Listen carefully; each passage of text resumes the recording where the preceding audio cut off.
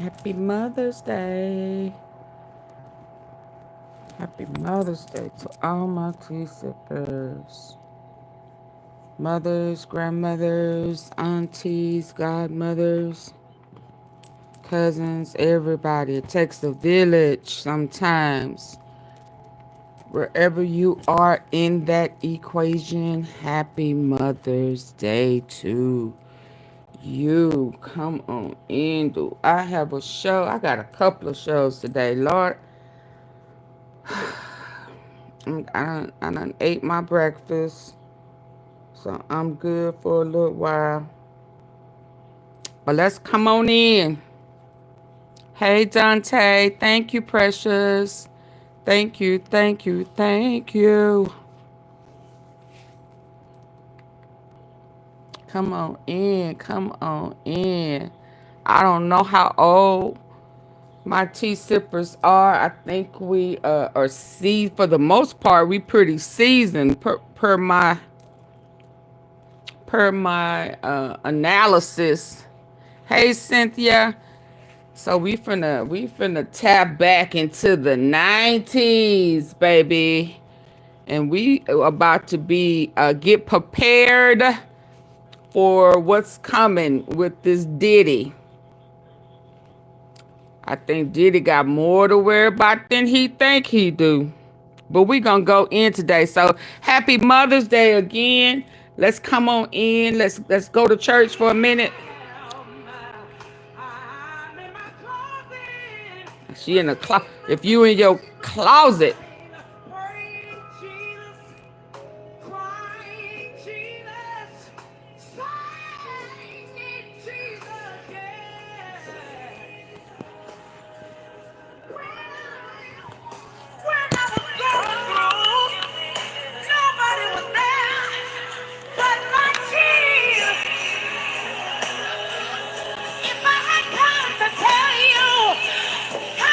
Happy Mother's Day. We thank the Lord. We going in. We coming in thanking the Lord.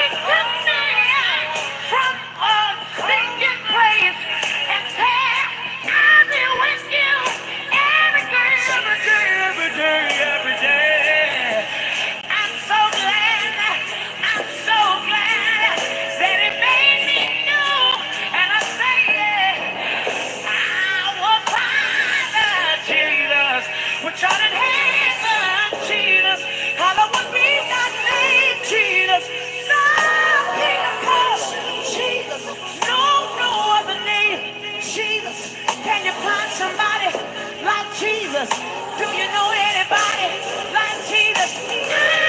I can't find nobody, nobody but Jesus. Yeah. Jesus. I get excited about the man. I get excited about the man. Yeah. Yeah. Jesus. You ought to cry, Jesus. If it's been good to you, you ought to say, Jesus. Curses unbroken. Still trying to hold me down, bondage. But I didn't even think I Let go of the bondage. Hey, Willie. God's best. But I'm in my closet. Yes, I am. I'm in my closet. Time after time after time. Praying Jesus. Crying Jesus. Singing Jesus. Yeah. When I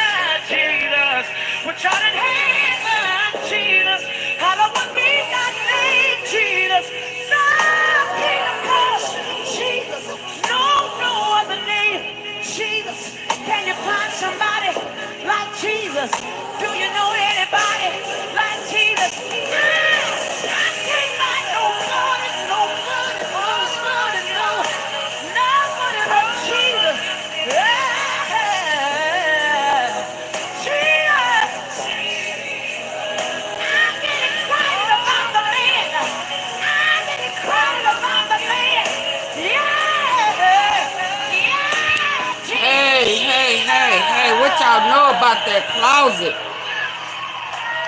You ought to cry, Jesus. What you know about that closet? If it's been good to you, you ought to say this. What y'all know about going in that secret closet? Curses unbroken. Falling flat dead on your face and knees. Trying to hold me down, bondage. Rebuking, But I didn't even renewing and restoring, surrendering. What y'all know about that? But What y'all know about taking it to the Lord in prayer? Leaving it. I surrender all unto you. I trust and believe in you.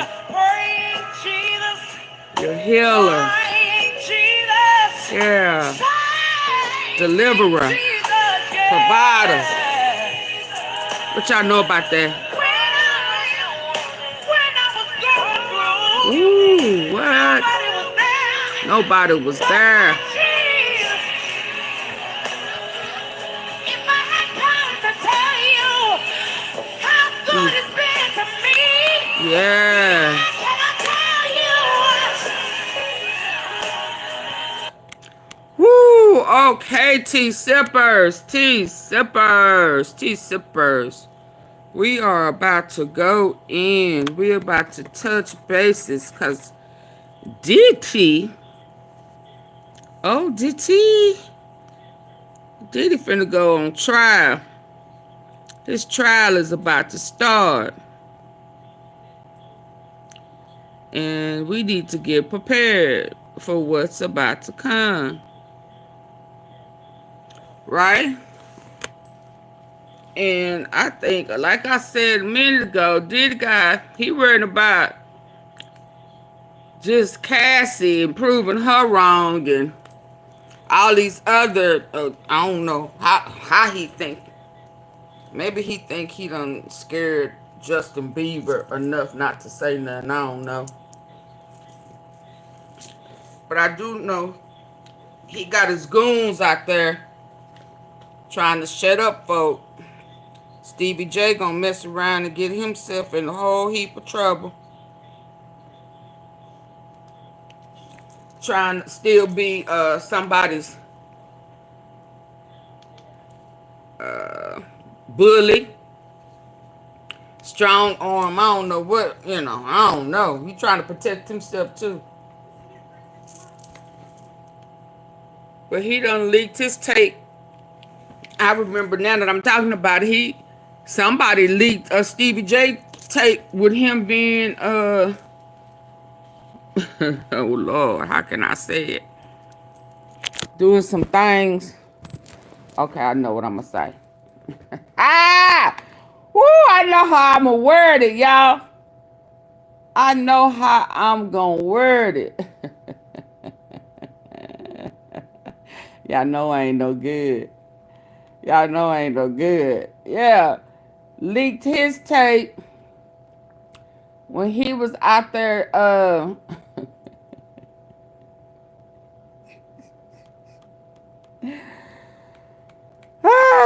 doing the butt.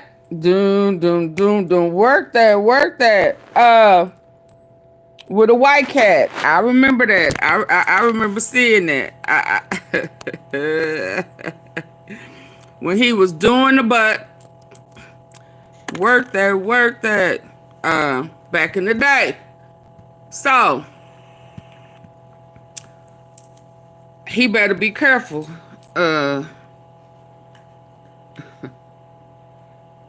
Before folks start telling on him why he trying to protect Diddy, is all I'm trying to say. You see, I'm still moving stuff, trying to situate some stuff. We see, what's his name? Jay-Z ain't came out and said nothing. He said, I ain't no fool. You my girl and all. I mean, you my boy and all. But I ain't saying nothing. You are not finna pull me and Beyonce off into this. I got 3 kids. And you didn't care about yours, but I care about mine. Now, in the meantime, this week I'm going to also have to come back and talk about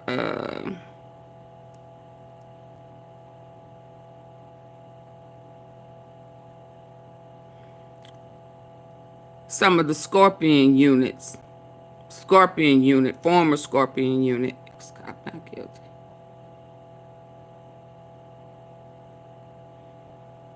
Oh, I didn't know Roland Martin was talking about it too.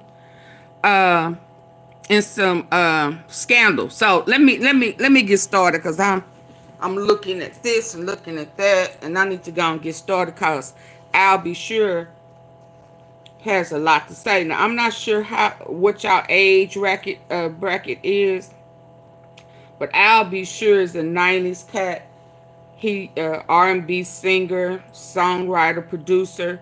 Uh, he was out and popular before Diddy. Actually, he was already under Andre Pharrell, I think is his name. He was already in the industry when Diddy was being an intern. Uh, he was dating Kim Porter. Some would say that Diddy took Kim Porter from Al B. Sure. I don't know if that's true or not, because I don't know why I didn't know that. Hey, Chelsea. Hey, see you all week. How you doing? Happy Mother's Day to you, too, if you're a mother. Happy Mother's Day to everybody. Mothers, aunties, grandmothers who raising their grandkids for whatever reason. Auntie, godmothers, whoever. Wherever you are, whatever role you play in the raising, being a part of the village to raise a kid, happy Mother's Day to you. I do know, I am wise enough to know that every female that birthed a child is not a mother to their kids for whatever reason. And I do know that in some cases, other people have to come in and assist. So we will not acknowledge them. Some of them are mothers as well as co-mothers. My mom was a co-mother. Uh, you know, I am her youngest birth child, but she inherited her two of her great nephews, which is my cousins. You know that I said that I didn't realize that they were my second generation cousins. I just called them my cousins. But anyway, my mom inherited her sisters in her passing grandkids. So her great nephews, when I was maybe a junior, maybe a sophomore, junior in high school, and she raised them, and I called them my brothers. They just been in our life in that capacity since I was in high school. So I do understand. Just when she thought she was about to be finished, she inherited two more, and what a blessing. I'm sure they felt my mom was to them, but I know over the course of time, they have been a blessing to her, especially right now. So it just happens, it just happens that way. God knew the route in which things were going to go. So we have to acknowledge that as well. So that was my spill and take on that, because I've experienced it firsthand. I didn't like it at first, you know. Uh, it means some sharing and some spending, and you know, it's like whoa, I can't have what. Uh, hey Tyrone, hey, I've been incredibly busy braiding hair. Okay, get that money, girl. So let me move on. Forest pointed gun.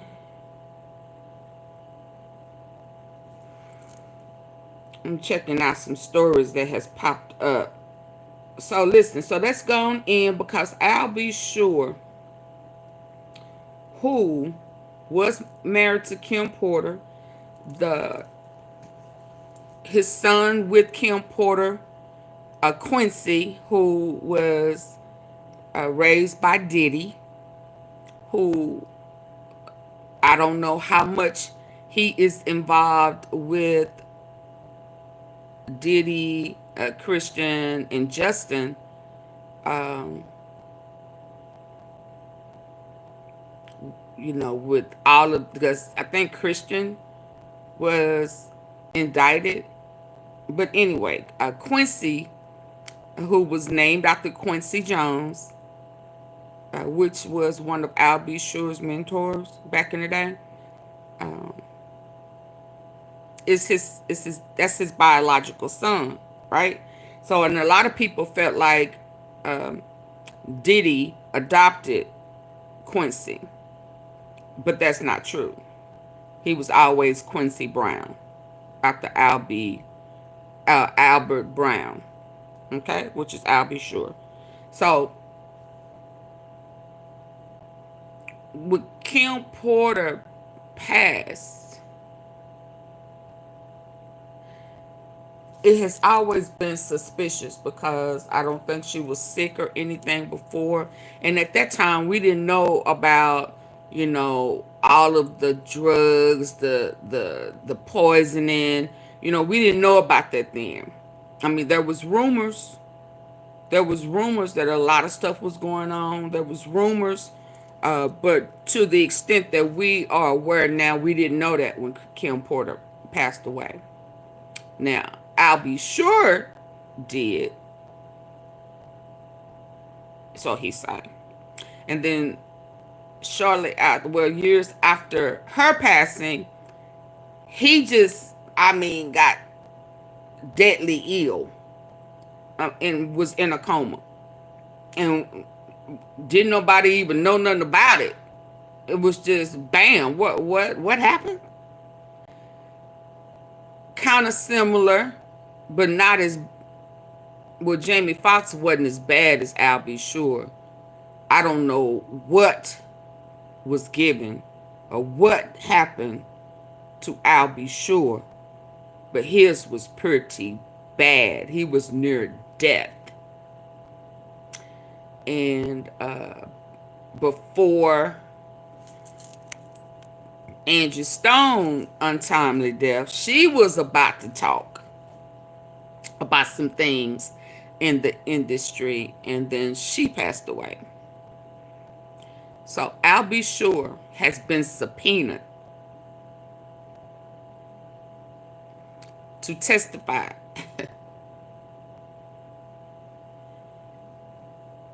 I don't know. Yeah, because he said he knew it all. And I'm thinking he's doing it because of what was done to him, because what was done to Kim, and I'm thinking to save Quincy. Because Quincy can very well be included in what's going on, if that makes any type of sense. Hey, Robert Hurd. Hey. So, you know, and then, so what I want to do, because I will be covering Diddy's trial. I gotta cover it. I want to hear what I'll be sure. We know about Cassie. We done seen Cassie get dragged. We already know that's going to be hard for him to beat. We already know about the triple X trafficking, human trafficking. We know about the drugging. We know about the freak offs. We know about the if you stay past 12 o'clock, that means that you down for whatever. We do know that Diddy has taken a lot of children innocence. We know that he has manipulated boys. We know that he has, you go in the room thinking you with a female, and after being drugged, you find out that when you wake up, there's a man behind you. I personally think Albie has text messages, voice notes, and all kinds of evidence Kim left him to tell. Yeah, because we're going to listen, because at some points he talks about Kim warned him. So what I'm going to do today, this early part, I'm going to strictly dedicate this to a Diddy, and I'll be sure. Later on, I'm gonna bring up something that I've been waiting to hear regarding Tyree Nichols. You know, I know that there is, and I did put a thumbnail up entitled it "Retrial."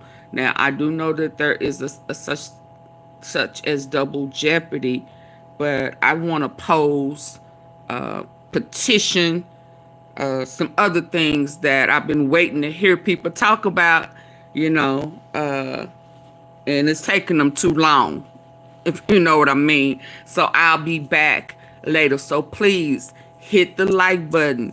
Go ahead and hit the like button now for the retrial, so I don't have to stall, you know. I'm learning, y'all. It didn't get enough publicity as it should have. It's a lot of people still out there, even in the social media, who ain't really heard too much about Tyree Nichols, or haven't followed up. Don't even know it was an all-white jury. I mean, it's just crazy. One cat say he worked for the law enforcement. He was like, "Oh yeah, I think that's the guy. I think he had, or he was a drug trafficker." I'm like, drug trafficker? Where'd you get that from? You know, and I was just too outdone. So I think I gotta go into the archives. Yeah. What did they say? Strike a nerve, you know, put it back out in the atmosphere. So that's coming later. Okay. So let's start. I didn't typically want to start here, but this is where I stopped. And so I'm going to go ahead and hit it here. What's it? I'll be sure reacts to Diddy federal indictment and calls out all the people who labeled him crazy and a liar for suggesting Diddy was involved in putting him in a coma. Oh, wow. Okay. I haven't listened to this one just yet. So if you don't mind, can we start here? Good people. And again, if I missed anybody, hey. And if I missed any mothers, grandmothers, godmothers, aunties, if I missed any female who's a part of a village of raising the kids, hey Max, hey Nola girl, hey, happy Mother's Day to every female that it came out of your canal, or it came out of someone else's canal, and you are a part of the village and raising kids.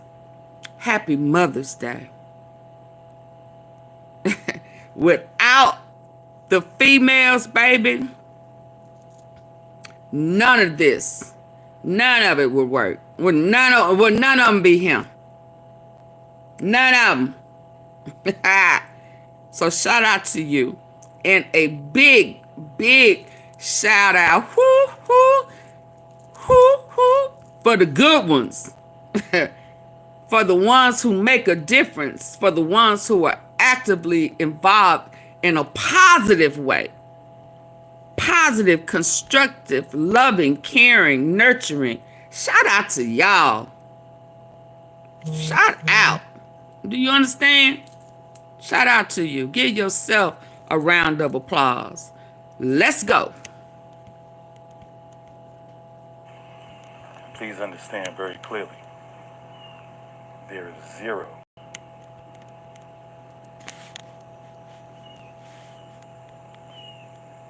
woosah moments, me talking about situations for over more than a decade and a half, and then all of a sudden everybody woke up like, whoa, yo. He's been subpoenaed. I thought you were crazy. Yeah, I am crazy.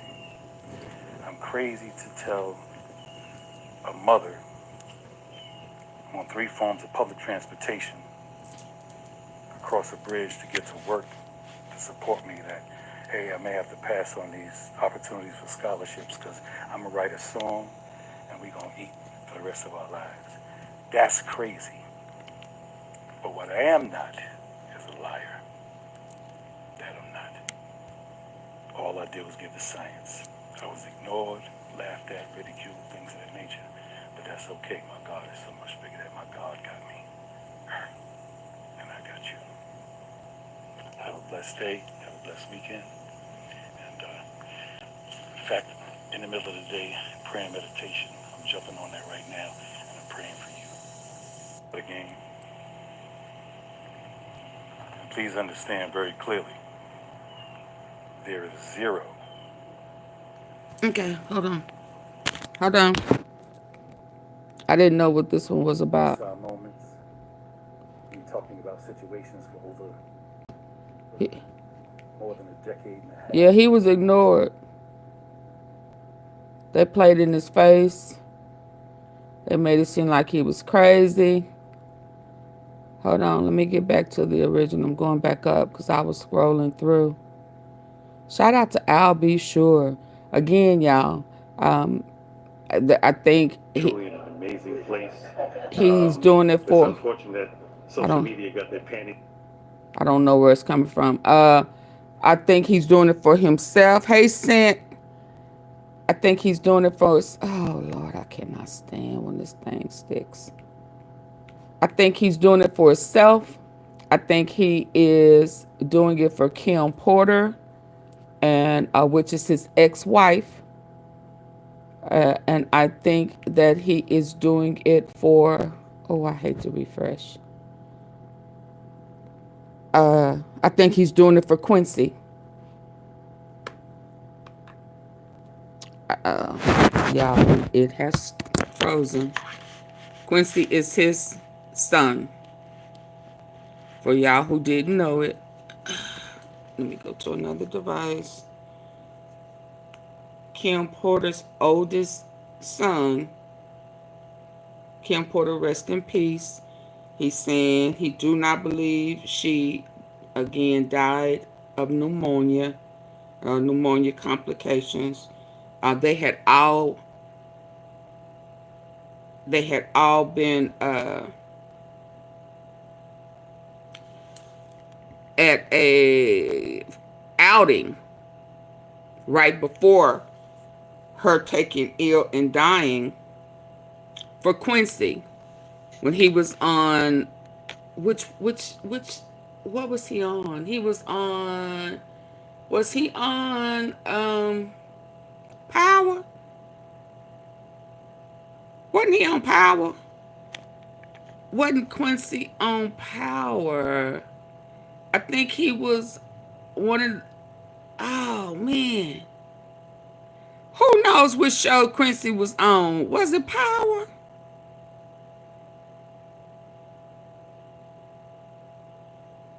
Oh, wow. Dang it. They were celebrating he was going to be on that show. I'm going to let him tell it. But now I can't remember because he was dating some girl. He had gotten shot. If memory serves me correctly, the show he was on. What was the show with Queen Latifah? Oh, Lord, I'm showing you other stuff. What was the... See, this is what happens when it was stuck and then it it popped back and left me hanging. What was the show with Queen Latifah? Oh, what was that show? Was that Power? That wasn't Power. Who remembers? Oh, he was doing the Christmas special. That's what that... But what was the show he was on and Queen Latifah had the... Oh, wow. He was in a wheelchair. I love you.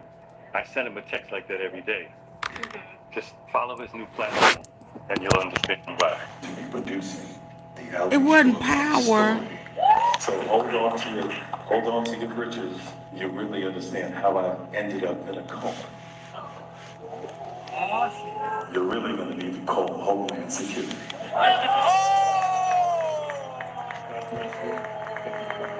Oh, wow. The girls, it was like 3 girls that were singing.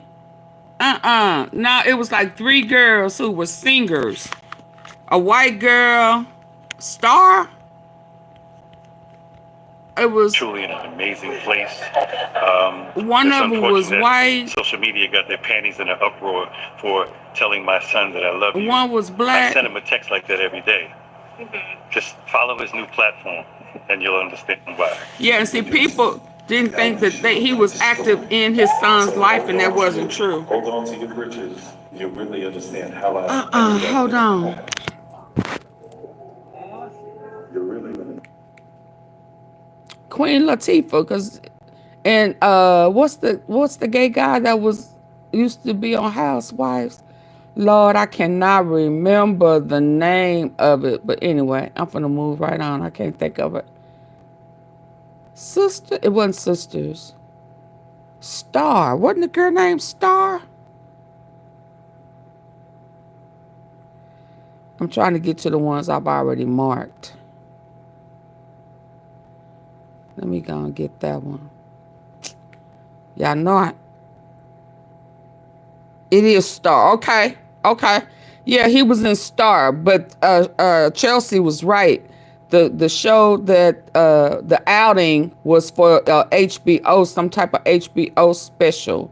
But we're gonna get to it because he definitely talks about it. Here go one of them now. He talking. Hold on. We will. No, the doctors, medically, Yeah, and there was some threats that went out too that Kim Porter was trying to warn Al B. Sure about. And then on top of that, Quincy has brothers that I mean, it's been a whole big misconception that Diddy wanted everybody to believe that Al B. Sure was not part of his son's life, which was a lie. my truth, and it's time. So you were in that coma in 2022. You had the liver transplant, you had the tracheotomy, and all that stuff that went on. Multi-system organ failure. Yeah, right. Have they figured out what happened yet? Multi-organ failure. My truth, and it's time. So you were in that coma in 2022. You had the liver transplant, you had the tracheotomy, and all that stuff that went on. Multi-system organ failure. Yeah, right. Have they figured out what happened yet? We will. No, I mean, the doctors, medically, what happened to you? Yeah, what happened? So, because you just collapsed, right? Yeah, so, just mysteriously out of the blue, which we do talk about in the book. Yes, what that, I want to get into that. Y'all please hit the like button coming in, please. what that process is. But yeah, so it's been quite a journey, and as I said, you know, even as it relates to writing the book, I went through many, almost, you know, more than a decade of being scrutinized and clowned by law enforcement, them telling me, you need some help. Sex trafficking, really? What's wrong with you? No way, you know, just, but not realizing that they were also working for the situation. Because you were hinting, saying, posting, I get calls, take it down or else, so on and so forth.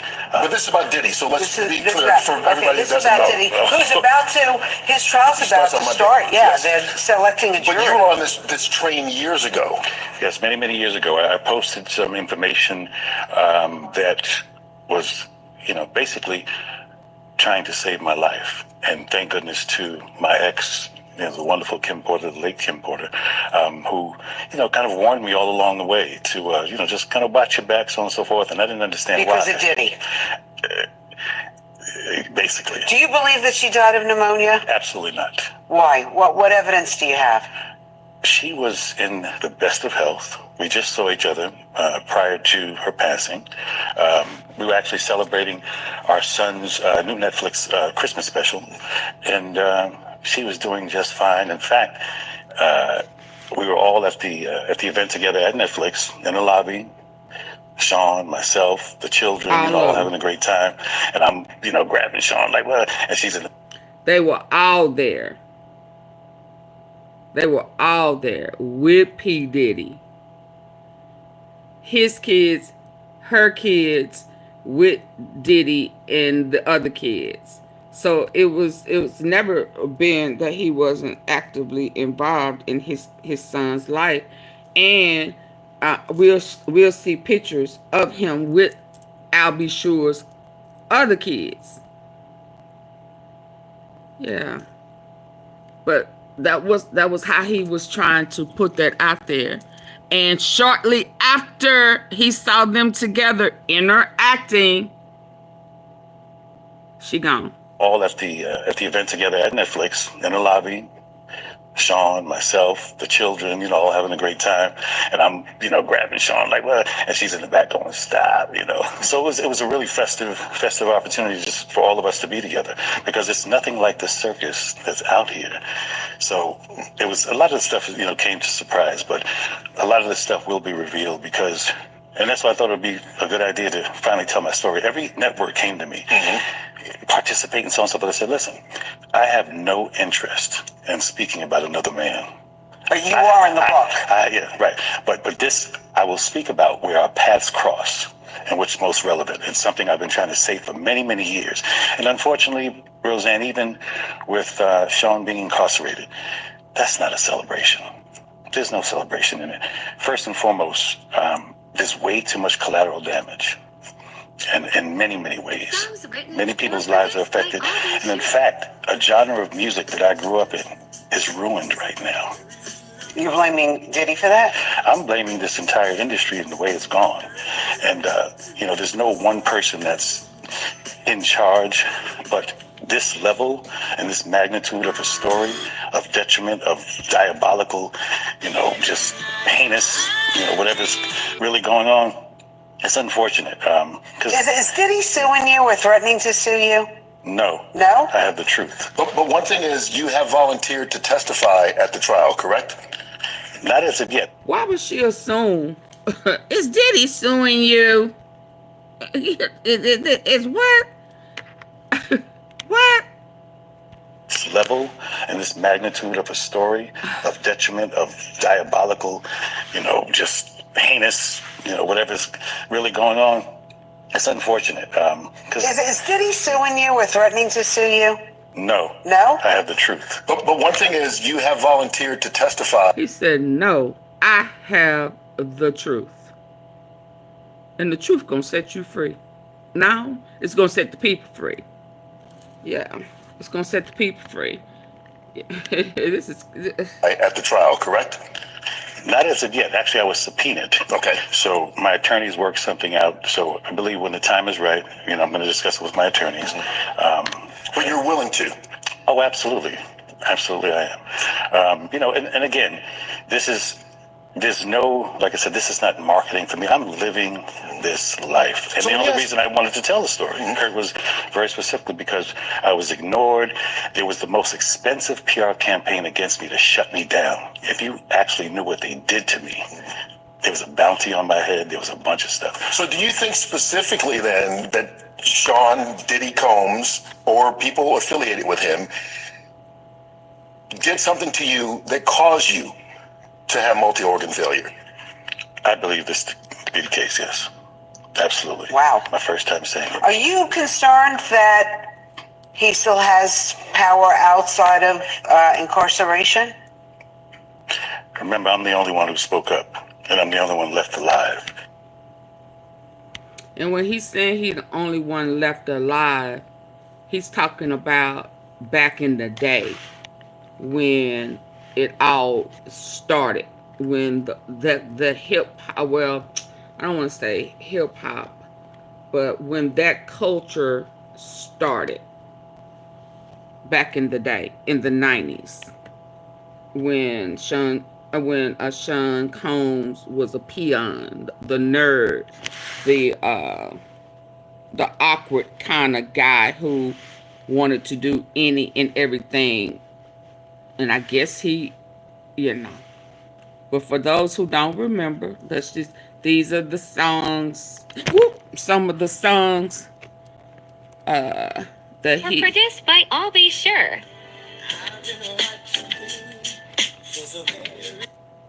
Hold on, let me get this position so we can hear it.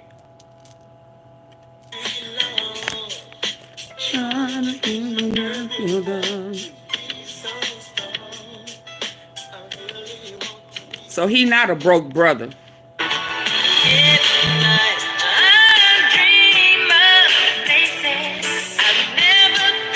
The songwriter.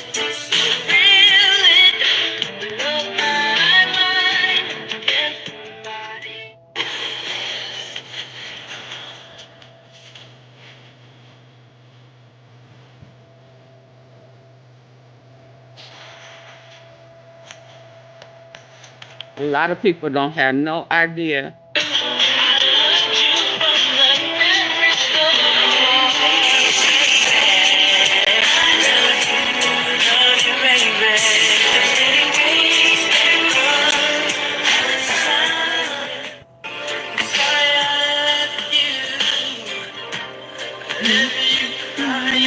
So he was really hot with Jodeci. Hit the like button, please.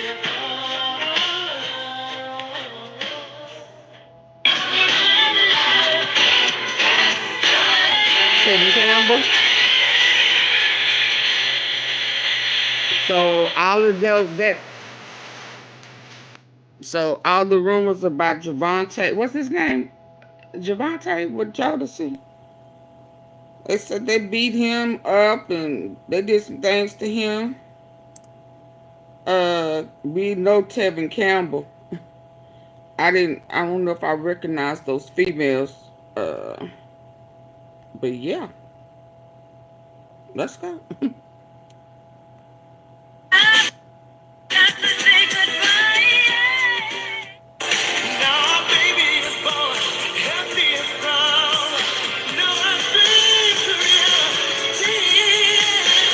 That's this. He wrote this for Cam Porter.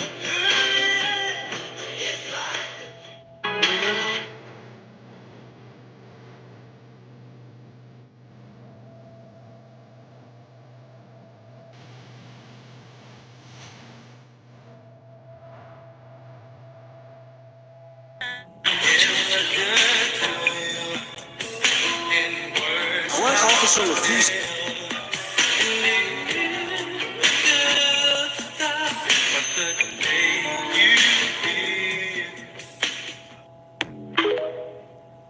Oh wow. Hold on. Black officer refused to leave Rodney Hinton alone in the elevator with 3 white cops. Lord. to leave Rodney Hinton alone in elevator with 3 white officers.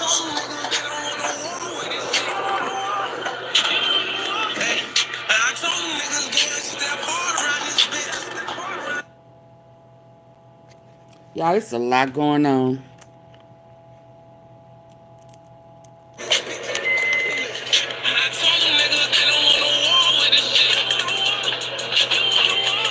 Black officer refuses to leave Rodney Hinton alone in elevator with 3 white officers.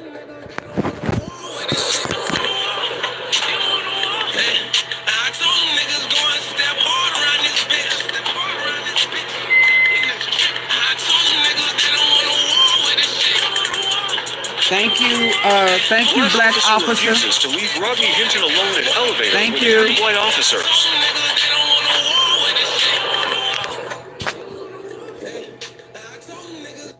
Y'all get the likes up. Never leave New Orleans on a Sunday if you're visiting. Sunday is the best day in New Orleans, baby. Our Sunday fun day. I'm getting messages, y'all. Bear with me.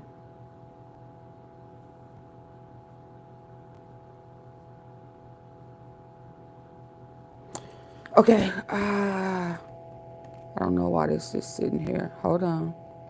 Let's get to the next one. Oh, I got them for days. Don't misunderstand. I got them marked though.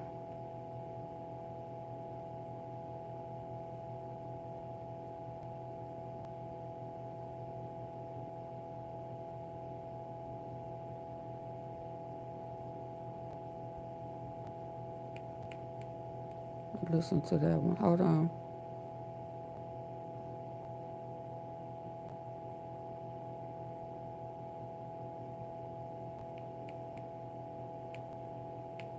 Yeah, this one talked about what we just heard, but Al, the last time you were here, you could barely walk up the stairs. You look good. You feeling good? I am so blessed. We woke up this morning. We don't call it a comeback like L says, right? This is updating my software. And I'm truly grateful to be here. We don't call it a comeback like L says, right? Read this. My software. And I'm truly grateful to be here. And Roseanne. Al, the last time you were here, you could barely walk up the step to sit down here. Barely. You were my first interview with Cristal, right? Yes. When I was released from the hospital, and it was just, what an amazing journey it's been. You know, I figured, look, when you get lemons, make Arnold Palmer. So, what are you doing now? How are you getting the word out?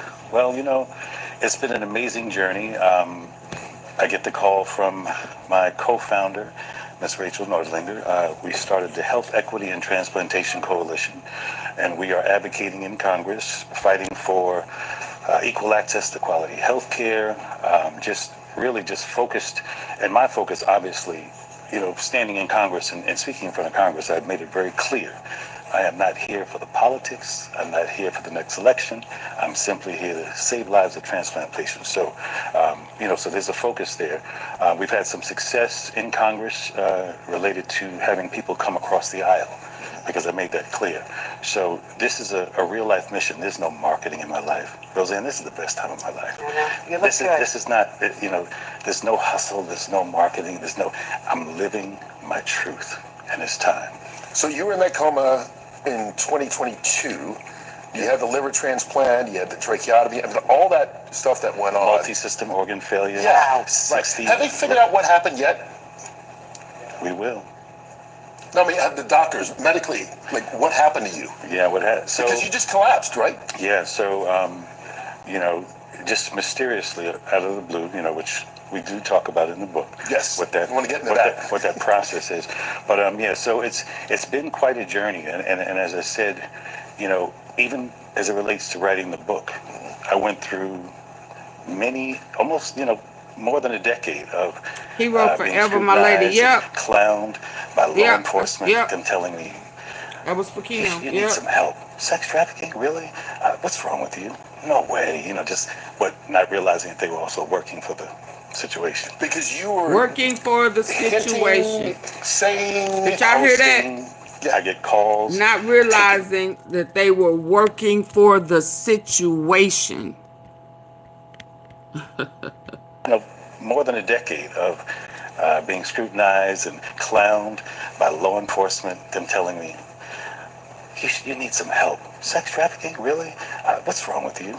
No way, just what, not realizing that they were also working for the situation. Because you were hinting, saying, posting, I get calls, take it down or else, so on and so forth.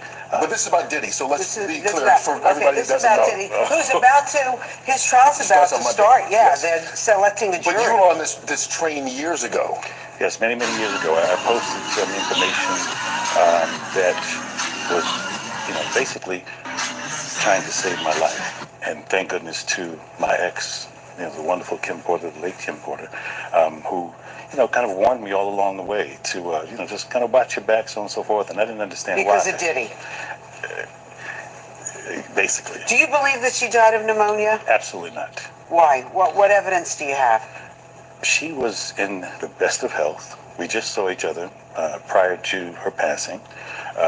We were actually celebrating our son's new Netflix Christmas special, and she was doing just fine. In fact, we were all at the event together at Netflix in the lobby.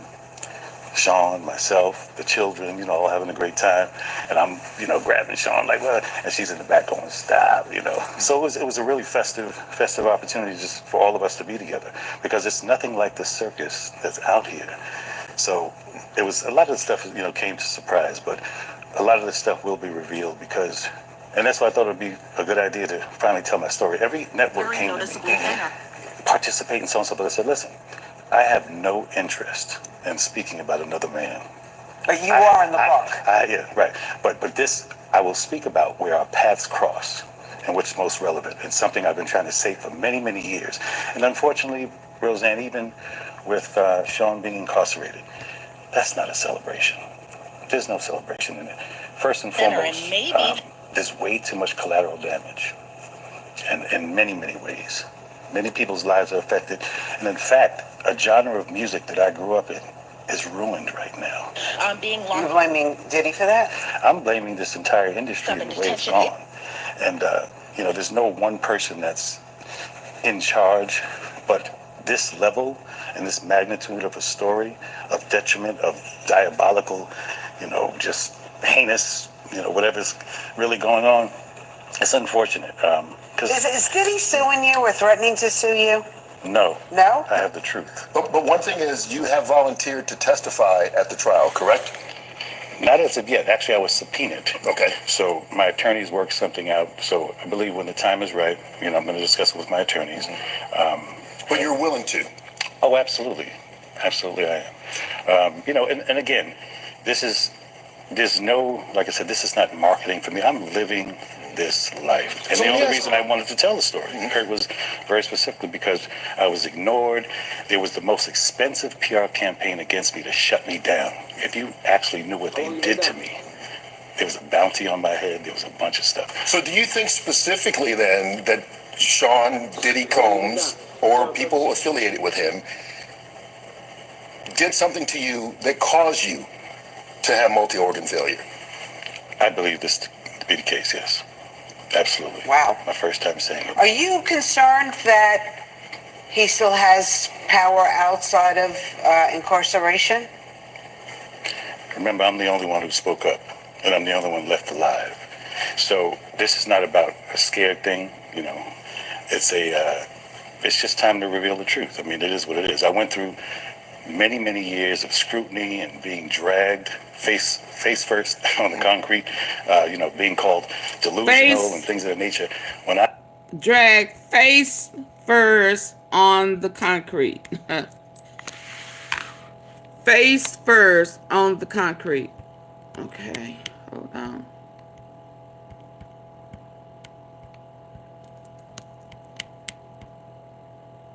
It's just time to reveal the truth. I mean, it is what it is. I went through many, many years of scrutiny and being dragged face first on the concrete, being called delusional and things of that nature.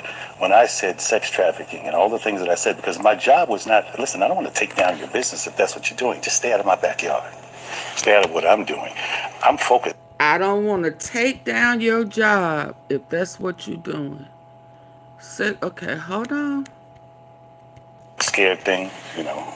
It's it's just time to reveal the truth. I mean, it is what it is. I went through many, many years of scrutiny and being dragged face first on the concrete, being called delusional and things of that nature. When I said sex trafficking and all the things that I said, because my job was not, listen, I don't want to take down your business if that's what you're doing. Just stay out of my backyard. Stay out of what I'm doing.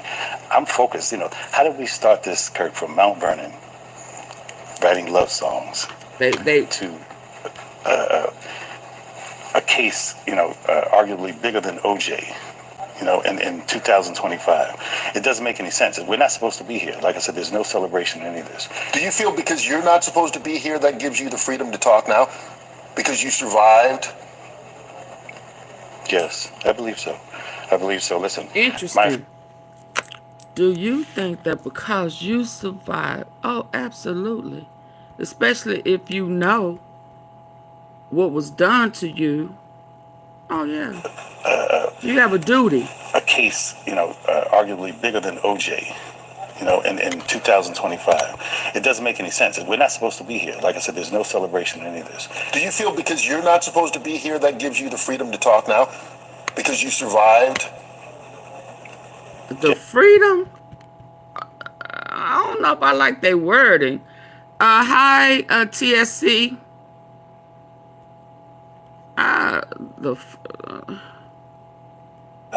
It doesn't make any sense. We're not supposed to be here. Like I said, there's no celebration in any of this. Do you feel because you're not supposed to be here that gives you the freedom to talk now? Because you survived? Yes, I believe so. I believe so. Listen, my faith serves me so well. I'm in prayer every single day, multiple times a day, just saying, just let's get this right. And when you think about it, for me, I don't even wish him harm. I don't wish him, I don't want to be here.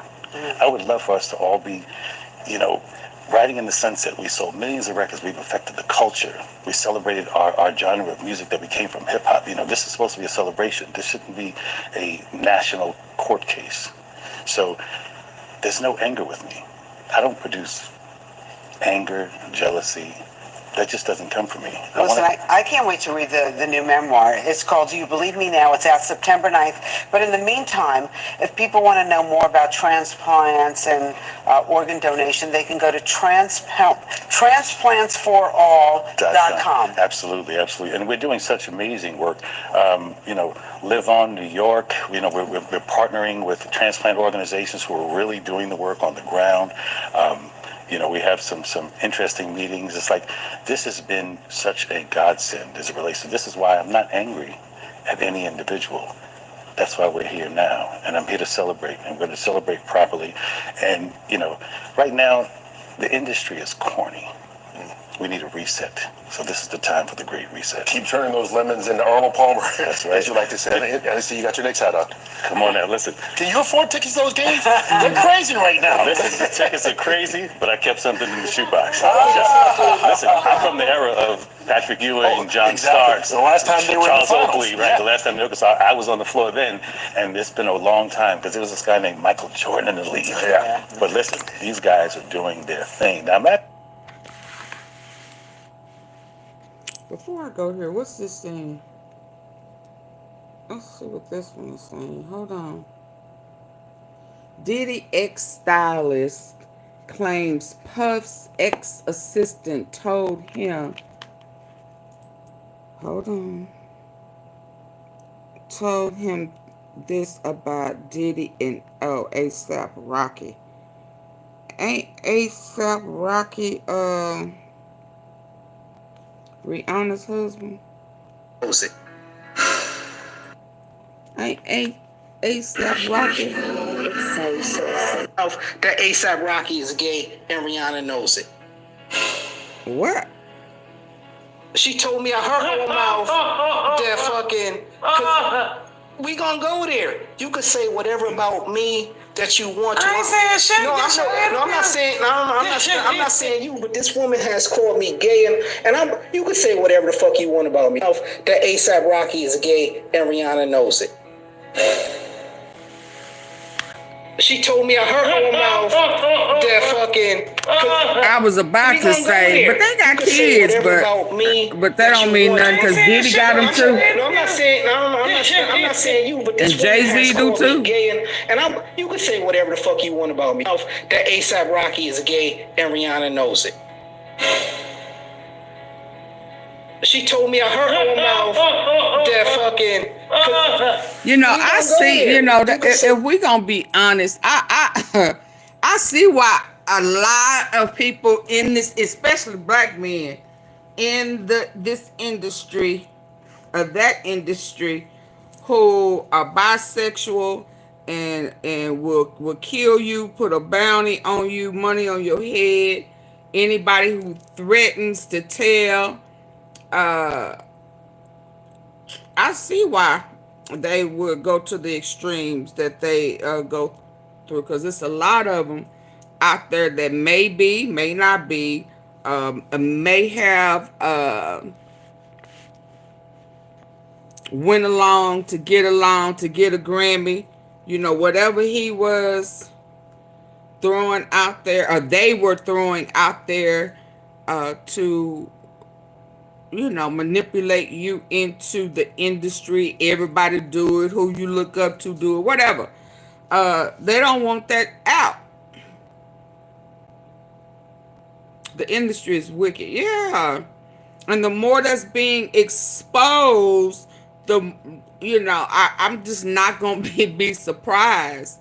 You know, some of them had feminine ways already. Some of them had some, you know, and I don't like, let me tell you what I don't like in modern day, every day. I look at men funny who are cool with me, that are supposed to be straight, when they say bros before hoes. If they will put their homeboys before their girl, I don't care who they are. I don't care. To me, that is deeper to me than just, you know, I ain't gonna trip with my partners behind a female. No.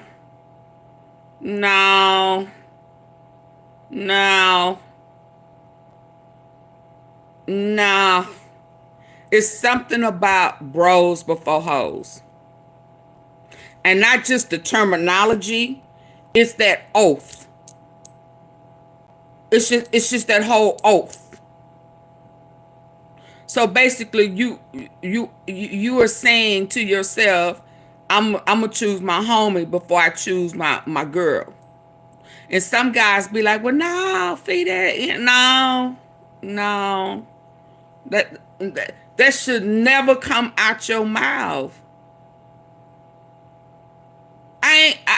Females don't say, it's my girl over my dude. Well, females don't say that. And nowadays, females have learned to not even listen to half the things that they should know, to not even listen to half of the things that the females be trying to tell you about your dude. If you smart, you don't even tell your home girl, your acquaintance, your family, nobody about your dude, especially your home girl, because the next thing you know, they're going to be looking at him with, some type of flirty ass eye. But when I hear bros,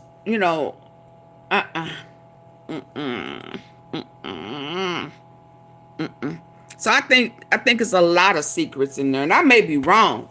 I mean, that's just my opinion, and that's just how I look at it. But let's go. Usually meet their demise. He appeared very noticeably thinner, and maybe being locked up in detention is starting to wear on him. He appeared grayer a little bit as well too, but again, he appeared just like how you would expect Diddy to appear for a hearing. There's no adoption. There's no letter to my father and all that. All crafted by a publicist. And if you haven't noticed, his name is still Brown. clear target. So in every aspect of it, I'm just glad that. What if I told you Kim Porter's tragic death in 2018 may have been more than just a sudden loss? Al B. sure is now claiming that Diddy's own son, Christian Combs, may have helped his father cover up shocking details surrounding Kim's passing. Now, Christian is Kim Porter's first child with Diddy. According to people.com, not Justin.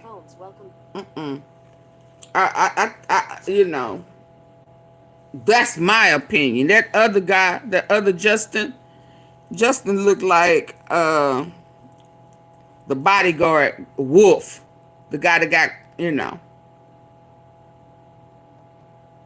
that got taken out. That's what he looked like to me. Just Christian looked just like him. And that's Kim's birth child as well. So now you telling me that you think Christian helped cover his mom's death for Diddy. Now Christian is also the one that was indicted and took some was big on taking the cookie like his daddy. In 2018 may have been more than just a sudden loss. Al B. sure is now claiming that Diddy's own son, Christian Combs, may have helped his father cover up shocking details surrounding Kim's passing. From whispers of foul play to explosive allegations tying Diddy to her untimely death, this story will leave you questioning everything you thought you knew. Ever since Kim Porter passed away in 2018, rumors have swirled that her death wasn't as natural as it seemed. Officially, the cause of death was listed as pneumonia, but considering she was in her late 40s and seemingly... That's my opinion, Nola girl. I mean, if you look at Wolf, and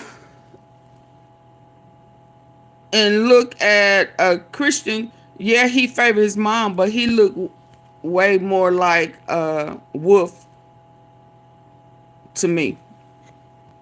And you know, now we know they be sharing and spreading and 2 and 3-somes, and you know. You can go, you know, he'll start out hitting it. And then next thing you know, he looks like Wolf. Yeah, he look like Wolf.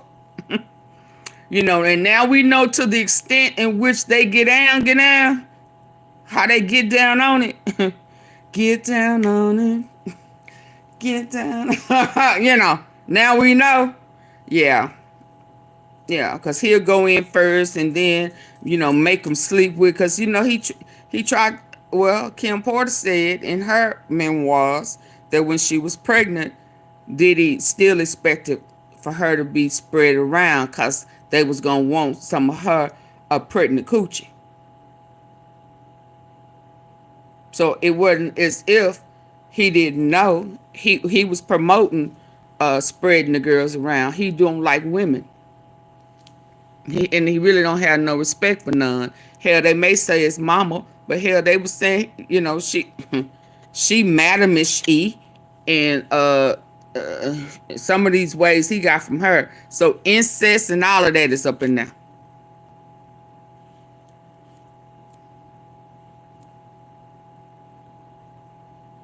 Come on. So in every aspect of it, that man, what if I told you Kim Porter's tragic death in 2018 may have been more than just a sudden loss? Al B. sure is now claiming that Diddy's own son, Christian Combs, may have helped his father cover up shocking details surrounding Kim's passing. From whispers of foul play to explosive allegations tying Diddy to her untimely death, this story will leave you questioning everything you thought you knew. Ever since Kim Porter passed away in 2018, rumors have swirled that her death wasn't as natural as it seemed. Officially, the cause of death was listed as pneumonia, but considering she was in her late 40s and seemingly healthy, many people have argued there's more to the story. And with Diddy's dark cloud of allegations growing thicker by the day, it's no surprise that Kim's death is being revisited by those who believe there's unfinished business.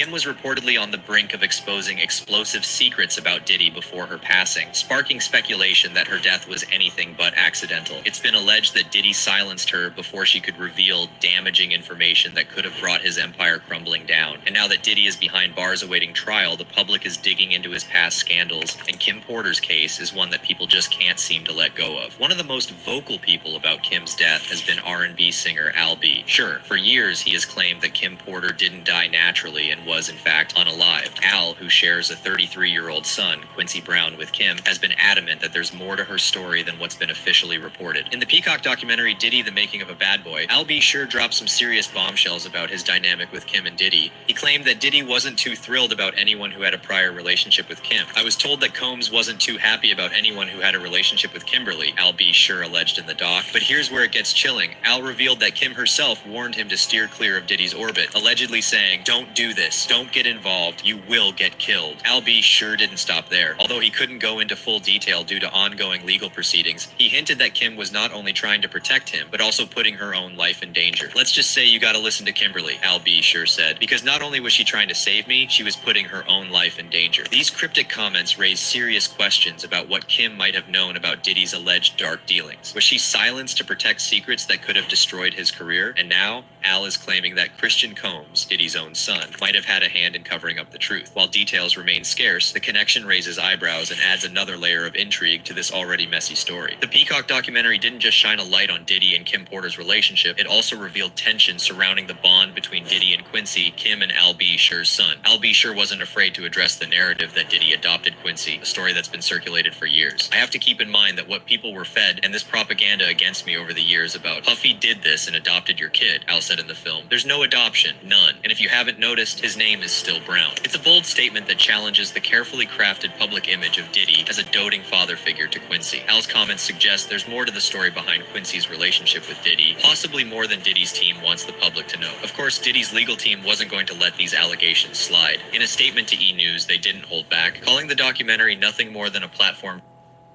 I missed something. Hold on. Did he say Quincy and I was told that Combs wasn't too happy about anyone who had a relationship with Kimberly, Al B Sure alleged in the doc. But here's where it gets chilling.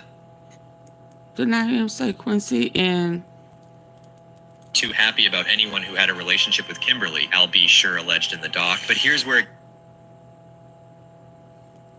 who believe there's unfinished business.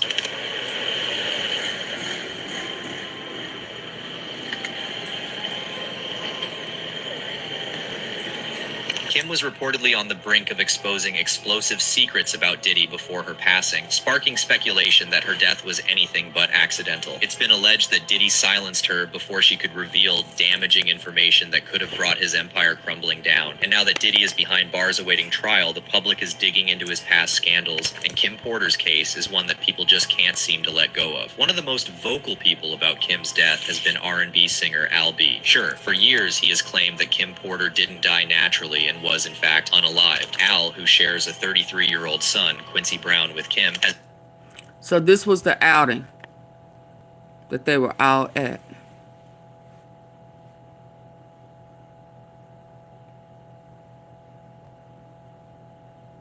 Yeah, that's the child that's Wolf's.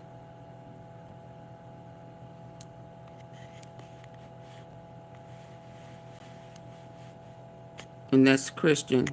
And Delilah and Jesse are Puffs. And Al B Sure is Quincy's dad. has been adamant that there's more to her story than what's been officially reported. In the Peacock documentary Diddy, The Making of a Bad Boy, Al B sure dropped some serious bombshells about his dynamic with Kim and Diddy. He claimed that Diddy wasn't too thrilled about anyone who had a prior relationship with Kim. I was told that Combs wasn't too happy about anyone who had a relationship with Kimberly, Al B sure alleged in the doc. But here's where it gets chilling. Al revealed that Kim herself warned him to steer clear of Diddy's orbit, allegedly saying, "Don't do this, don't get involved, you will get killed." Al B sure didn't stop there. Although he couldn't go into full detail due to ongoing legal proceedings, he hinted that Kim was not only trying to protect him, but also putting her own life in danger. Let's just say you gotta listen to Kimberly, Al B. sure said, because not only was she trying to save me, she was putting her own life in danger. These cryptic comments raise serious questions about what Kim might have known about Diddy's alleged dark dealings. Was she silenced to protect secrets that could have destroyed his career? And now, Al is claiming that Christian Combs, Diddy's own son, might have had a hand in covering up the truth. While details remain scarce, the connection raises eyebrows and adds another layer of intrigue to this already messy story. The Peacock documentary didn't just shine a light on Diddy and Kim Porter's relationship, it also revealed tension surrounding the bond between Diddy and Quincy, Kim and Al B. Sure's son. Al B. Sure wasn't afraid to address the narrative that Diddy adopted Quincy, a story that's been circulated for years. I have to keep in mind that what people were fed and this propaganda against me over the years about Puffy did this and adopted your kid, Al said in the film. There's no adoption, none. And if you haven't noticed, his name is still Brown. It's a bold statement that challenges the carefully crafted public image of Diddy as a doting father figure to Quincy. Al's comments suggest there's more to the story behind Quincy's relationship with Diddy, possibly more than Diddy's team wants the public to know. Of course, Diddy's legal team wasn't going to let these allegations slide. In a statement to E! News, they didn't hold back, calling the documentary nothing more than a platform for baseless conspiracy theories. This documentary recycles and perpetuates the same lies and conspiracy theories that have been slung against Mr. Combs for months, the statement read. It is disappointing to see NBC and Peacock rolling in the same mud as unethical tabloid reporters. By providing a platform for proven liars and opportunists to make false criminal accusations, the documentary is irresponsible journalism of the worst kind. While they're clearly standing by Diddy, the statement has done little to quiet the speculation swirling around Kim Porter's death and the allegations against the music mogul. Amid the renewed interest in Kim Porter's passing following Diddy's arrest, her children, Quincy, Christian, Jesse, and Delilah, felt compelled to speak out. In an emotional statement posted to Instagram, they addressed the mounting rumors head on. While it has been incredibly difficult to reconcile how she could be taken from us too soon, the cause of her death has long been established, they wrote. There was no foul play. The siblings didn't stop there, urging people to remember Kim for the incredible person she was, rather than focusing on the swirling conspiracy theories. Our mother should be remembered for the beautiful, strong, kind, and loving woman she was, they continued. Her memory should not be tainted by horrific conspiracy theories. But despite the family's heartfelt plea, the whispers haven't stopped. Al B. Sure's claims, combined with Diddy's legal troubles and the allegations raised in the documentary, continue to fuel speculation. If you thought the whispers around Kim Porter's death couldn't get messier, think again. Enter Courtney Burgess, an Oh, Lord, can I slow this down? Hold on. I'm trying to listen and process my thoughts, and he just talking way too fast. Okay, let's go. Been slung against Mr. Combs for months, the statement read. It is disappointing to see NBC and Peacock rolling in the same mud as unethical tabloid reporters. By providing a platform for proven liars and opportunists to make false criminal accusations, the documentary is irresponsible journalism of the worst kind. While they're clearly standing by Diddy, the statement has done little to quiet the speculation swirling around Kim Porter's death and the allegations against the music mogul. Amid the renewed interest in Kim Porter's passing following Diddy's arrest, her children, Quincy, Christian, Jesse, and Delilah, felt compelled to speak out. In an emotional statement posted to Instagram, they addressed the mounting rumors head on. While it has been incredibly difficult to reconcile how she could be taken from us too soon, the cause of her death has long been established, they wrote. There was no foul play. The siblings didn't stop there, urging people to remember Kim for the incredible person she was, rather than focusing on the swirling conspiracy theories. Our mother should be remembered. I'm trying to see why this went dark.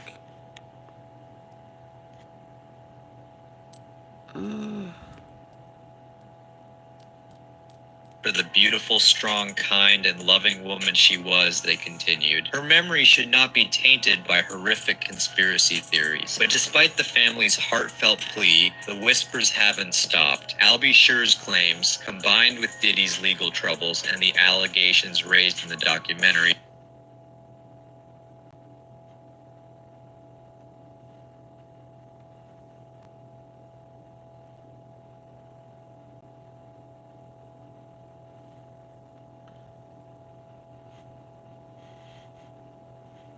I'm sorry, hold on. It's a bold statement that challenges the carefully crafted public image of Diddy Diddy as a doting father figure to Quincy. Al's comments suggest there's more to the story behind Quincy's relationship with Diddy, possibly more than Diddy's team wants the public to know. Of course, Diddy's legal team wasn't going to let these allegations. I don't know how to take that. I don't know what that means. It's more to it, more than his team. Again, for the ones who weren't here, I feel like I'll be sure's position in it is because what was done to him, what he thinks was done with Kim, and to protect Quincy. Because Christian has already been charged. What was going on in the house, I don't know, because they saying the sons, especially Justin, I think, was a recruiter. And, you know, and I know Quincy is very protective of his siblings, especially the girls, his sisters. But on the flip side, I also know that the little white girl, what did we say her name was? The little Ava, whom Diddy introduced us to. It's in my archives. I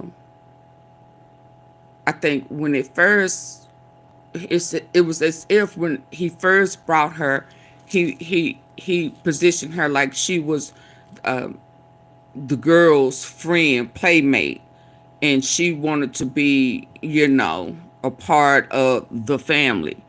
And then I saw her and her mama walking down the street, you know. Have you ever went over a friend's house to eat and the food, you know, like you just stay in your neighborhood, just walking up and down, all out of place, and you said, I feel like I want, you know, another, you know, be nice and be like not Demi Moore, what's that, Sandra Bullock, you know, and Madonna, and bring and do what they do. Since they have little black kids, I need a little white kid token, you know. But so I look at that, some about that made me feel like at that time that he used his daughters to lure the little white girl in. That's just my opinion. Had a hand in covering up the truth. While details remain scarce, the connection raises eyebrows and adds another layer of intrigue to this already messy story. The Peacock documentary didn't just shine a light on Diddy and Kim Porter's relationship, it also revealed tension surrounding the bond between Diddy and Quincy, Kim and Al B. Sure's son. Al B. Sure wasn't afraid to address the narrative that Diddy adopted Quincy, a story that's been circulated for years. I have to keep in mind that what people were fed and this propaganda against me over the years about Puffy did this and adopted your kid, Al said in the film. There's no adoption, none. And if you haven't noticed, his name is still Brown. It's a bold statement that challenges the carefully crafted public image of Diddy as a doting father figure to Quincy. Al's comments suggest there's more to the story behind Quincy's relationship with Diddy, possibly more than Diddy's team wants the public to know. Of course, Diddy's legal team wasn't going to let these allegations slide. In a statement to E! News, they didn't hold back, calling the documentary nothing more than a platform for baseless conspiracy theories. This documentary recycles and perpetuates the same lies and conspiracy theories that have been slung against Mr. Combs for months, the statement read. It is disappointing to see NBC and Peacock rolling in the same mud as unethical tabloid reporters. By providing a platform for proven liars and opportunists, to make false criminal accusations. The documentary is irresponsible journalism of the worst kind. While they're clearly standing by Diddy, the statement has done little to quiet the speculation swirling around Kim Porter's death and the allegations against the music mogul. Amid the renewed interest in Kim Porter's passing following Diddy's arrest, her children, Quincy, Christian, Jesse, and Delilah, felt compelled to speak out. In an emotional statement posted to Instagram, they addressed the mounting rumors head on. While it has been incredibly difficult to reconcile how she could be taken from us too soon, the cause of her death has long been established, they wrote. There was no foul play. The siblings didn't stop there, urging people to remember Kim for the incredible person she was, rather than focusing on the swirling conspiracy theories. Our mother should be remembered for the beautiful, strong, kind, and loving woman she was, they continued. Her memory should not be tainted by horrific conspiracy theories. But despite the family's heartfelt plea, the whispers haven't stopped. Albie Scher's claims, combined with Diddy's legal troubles and the allegations raised in the documentary, continue to fuel speculation. If you thought the whispers around Kim Porter's death couldn't get messier, think again. Enter Courtney Burgess, an investigation court witness in Sean Diddy Combs' trial, who came forward with some eyebrow-raising claims about a tell-all book tied to Kim Porter. Out of the 8 celebrities who were recorded having intimate relations with Sean Combs, how many of them appeared to be either inebriated or intoxicated or under the influence? All of them. All of them. According to Burgess, Kim had plans to write a book that would expose everything about Diddy. Yes, everything. But here's where things take a turn. Christian Combs, Quincy Brown, and Diddy's other children banded together to file a cease and desist order to stop the unauthorized publication of Kim Porter Tell It All. Now, Burgess wasn't about to back down without a fight. He claimed that Kim Porter herself had given him the rights to her intellectual property before her passing in 2018. Meanwhile, Diddy's sons argued that they, as her rightful heirs, were the sole owners of her intellectual property, including her alleged diary entries. But let's break this down for a second. Why would Diddy's sons, particularly Christian, go to such lengths to silence a book about their mother's life? It's not hard to connect the dots, especially considering the allegations swirling around Diddy's involvement in Kim's untimely death. For many, it looked like an attempt to keep whatever secrets Kim may have been ready to reveal buried forever. Christian Combs' involvement in halting the book raised even more eyebrows. People couldn't help but wonder, was Christian actively helping his father cover up Kim's alleged unalivement? His actions certainly made it seem like he was more focused on protecting Diddy's legacy than letting the truth come out. And this isn't even the first time Diddy's behavior toward Kim has been under the microscope. For years, there have been chilling rumors of physical harm. One particularly disturbing allegation came from a former bodyguard who recalled an incident where Diddy reportedly broke Kim's nose while they were on a yacht. If true, it paints a troubling picture of the dynamics in their relationship. He tried to say that she hit a table, but everybody in the office and everybody that was immediate around him knew exactly what happened. Then you heard about the fact that he broke Kim's nose on a yacht? And speaking of yachts, it seems Christian Combs has his own share of shocking accusations tied to one. A civil lawsuit filed in Los Angeles alleges that Christian essayed a woman during what was supposed to be a family holiday in St. Martin back in 2022. But this wasn't just any family getaway. It sounds more like something straight out of a hedonistic nightmare. Audio has surfaced as part of a lawsuit that accuses Christian Combs, Sean Diddy Combs' son, of... The accuser, Grace O'Marque, worked as a steward on the yacht and described the environment as anything but.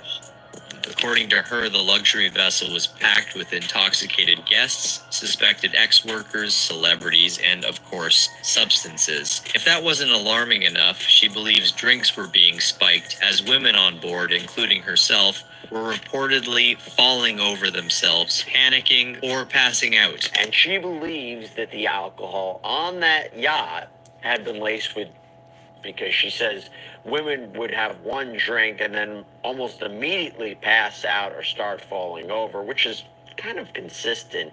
A woman named Grace O'Markey filed a civil lawsuit against Christian Combs, and according to that civil complaint, O'Markey, 25 years old at the time, says that she worked as a steward on the yacht that Combs had rented, and she was in charge of providing food and drinks for a 12-hour period. The lawsuit claims that Christian King Combs aggressively pressured Ms. O'Markey into drinking tequila with him before becoming violent. According to her, he grabbed her arm when she tried to leave, groped her, and started kissing her neck, face, and hands without her consent. O'Markey alleges that Christian kissed her neck and face as he groped her legs, breasts, and private areas.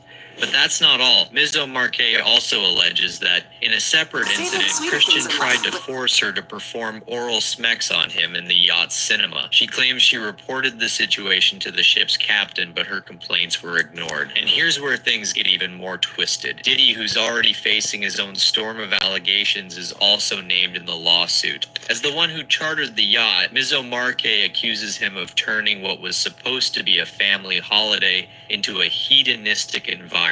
Ms. O'Markey says the alleged assault has had a devastating impact on her life. Not only did it lead to the breakdown of her long-term romantic relationship, but she also claims to have developed an eating disorder and now suffers from epileptic seizures as a result of the trauma. When you add this to the mounting accusations against Diddy and now Christian, it's hard not to wonder how deep this rabbit hole goes. And with transcripts from the yacht reportedly included in the lawsuit, it seems like things are only going to get messier. And of course, Christian Combs has been showing unwavering loyalty to his father during these turbulent times. Reports have surfaced showing Christian regularly appearing on Diddy's jail visitation logs, standing by his dad even as these controversies swirl around them. He even made a notable appearance at Diddy's pre-trial hearing, drawing attention to how tight their bond remains despite the storm of allegations. Waved at all of her, at these two signs, and just kind of gave them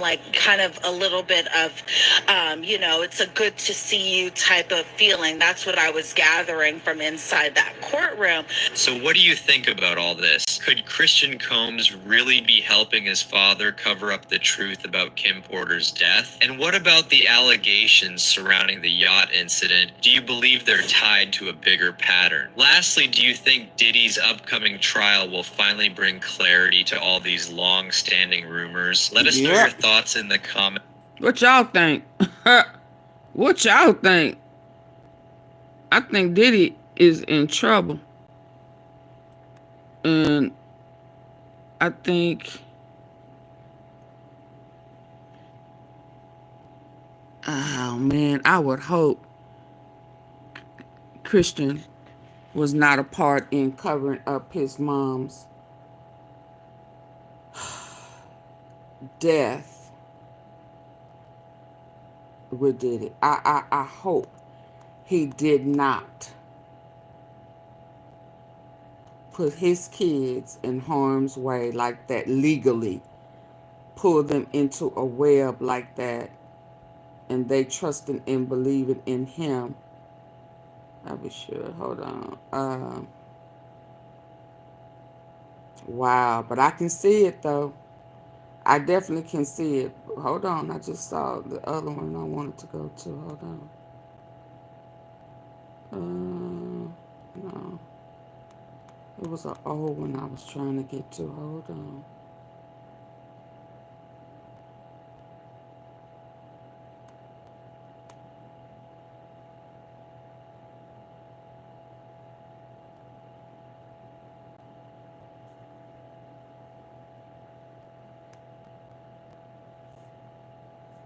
Let me see this old one. Hold on.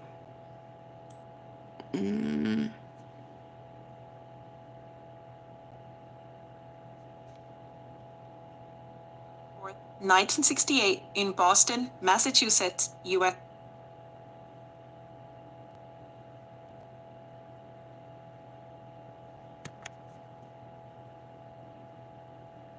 Al B. Shore, whose real name is Albert Joseph Brown III, was born on June 4, 1968 in Boston, Massachusetts, USA. He grew up in Mount Vernon, New York, a suburb located just north of New York City. From an early age, Al B. Shore showed a talent and passion for music. He began his music career in his teenage years, performing in local talent shows and clubs. His smooth vocals and charismatic stage presence quickly garnered attention, and he soon became a popular figure in the local music scene. During his formative years, Al B. Shore was influenced by a variety of musical genres, including R&B, soul, and hip-hop, which would later shape his distinctive musical style. He honed his skills as a singer, songwriter, and producer, laying the foundation for his future success in the music industry. Al B. Shore's rise to stardom began in the late 1980s when he burst into the music scene with his debut album, In Effect Mode. The album, released in 1998, was a critical and commercial success, propelling him to fame virtually overnight. So he was there when Diddy One of the key came. factors in Al B. Shore's rise was his unique musical style, which blended elements of R&B, soul, and hip-hop. His smooth vocals, combined with his innovative production techniques, set him apart from other artists of the time and appealed to a wide audience. The lead single from In Effect Mode, titled Night and Day, became an instant success and reached the top of the Billboard Hot R&B Hip-Hop Songs chart. The fitness industry doesn't want women over 40 to know this. What's the best way to get in shape fast? Lots of cardio. R&B Hip-Hop Songs chart. The song's catchy melody and Al B. Shore's seductive vocals helped propel it to mainstream success, earning him widespread recognition. Following the success of Night and Day, Al B. Shore released several more singles from the album, including Off on Your Own, Girl, and Rescue Me, both of which achieved significant chart success. His smooth, romantic ballads resonated with audiences, further solidifying his status as a rising star in the R&B music scene. In addition to his musical talents, Al B. Shore's good looks and charismatic persona contributed to his growing popularity. He quickly became a heartthrob among fans, appearing in magazines and on television shows, further boosting his public profile. While he is primarily known for his contributions to the music industry, his forays into acting have allowed him to showcase his talents in other creative fields. One of Al B. Shore's notable roles was in the 1991 film Private Times, where he played the character of Nelson. The film, directed by Reginald Hudlin, explores the lives of young African-American professionals navigating relationships and careers in Los Angeles. Al B. Shore also had a role in the 1991 film The 5 Heartbeats, directed by Robert Townsend. In the film, he portrayed the character Duck, a member of the fictional R&B group The 5 Heartbeats. The movie follows the rise and fall of the group as they navigate the music industry and personal challenges. Al B. Shore tied the knot with his wife over a decade ago. However, their marriage did not last for more than a year. They had one child while they were together. Al B. Shore tied the knot with Kim Porter in 1989. However, they divorced in 1990. Kim had one child with Shore, a son named Quincy Brown, born on December 15, 1970 in Columbus, Georgia. Kim was an actress and model. After her relationship with Shore, she started dating Sean Diddy Combs in 1994. While they were dating, the pair had 3 children. He pursued her while she was still with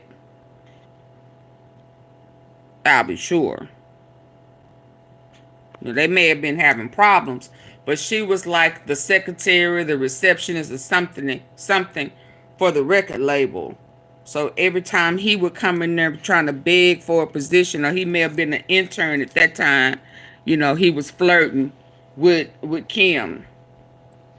Flirting with her, sending her flowers, all that type of stuff.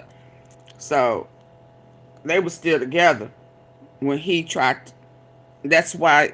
Okay, Gene Bill, I'll let y'all hear him talk about it. Christian, Casey Combs, Delilah Starr, and Jesse James Combs. Kim died of pneumonia on November 15, 2018 in Los Angeles, California. Al B. Sure currently has 3 children: Quincy Taylor Brown, Albert Joseph Brown IV, and Devin Brown. Quincy is an actor and singer who is known for his role in the 2015 film Brotherly Love. He also starred in the television musical drama Star. Yeah. Furthermore, he released a song called Friends First. Sure's second son, Albert Joseph Brown IV, is an R&B musician. Devin is also an actor who is known for his roles in Man of the House and the Man of the House web series. As of 2024, his contributions to music. So that was his sons, Quincy. Her second son, Albert Joseph Brown IV, is an I want to R&B see them all the musician. 3 together. Devin is also an actor who is known for his roles in Man of the House and the Man of the. So they all 3 of them. So, you know, I think I had some younger pictures of them together too. So, you know, I don't know if people even really knew this, because they make it seem like only brothers that Quincy knew or interacted with or did anything with was the ones with Diddy, Justin and Christian. But he has a relationship, brothership with his other brothers on his daddy's side, not just his mama's side. And they're all in the industry. So for people who be thinking that Al B. Sure is broke, he not broke. He ain't broke at all. He was still behind the scenes actively involved in songwriting and producing. Yeah. And it's still interacting with P. Diddy close enough for him to spike him. Because, again, I'll be sure collapsed, just fell sick, just like Jamie Foxx. And Jamie Foxx is saying he took some aspirin or took something, was given something for a headache. And the next thing you know, he in a coma. And he was about to write a book or give some memoirs. Okay, let's stay woke. House web series. As of 2024, his contributions to music, both as an artist and producer, have amassed a net worth of $4 million, as reported by Idle Net Worth. Within the multifaceted makeup of Al B. Sure's net worth 2024, income streams play a pivotal role. Music royalties, touring, and endorsements collectively contribute to the accumulation of his wealth. Understanding the composition of Al B. Sure's net worth 2024 requires examining his assets, which encompass real estate, investments, and music catalog. Al B. Sure owns several properties, including a luxurious mansion in Los Angeles and an apartment in New York City.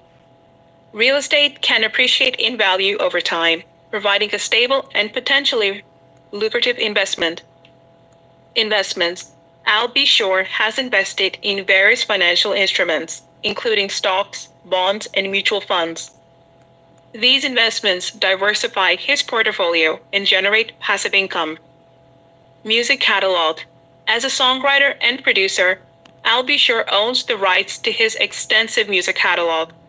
The catalog continues to generate royalties from streamings, downloads, and licensing, contributing to his long-term income. Al B. Sure, the renowned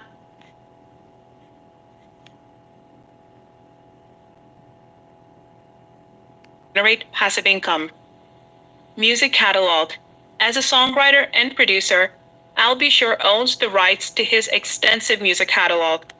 The catalog continues to Interesting.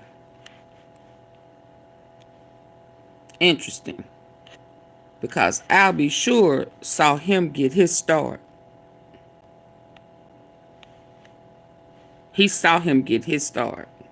So he would be one of the ones who could tell you just about everything.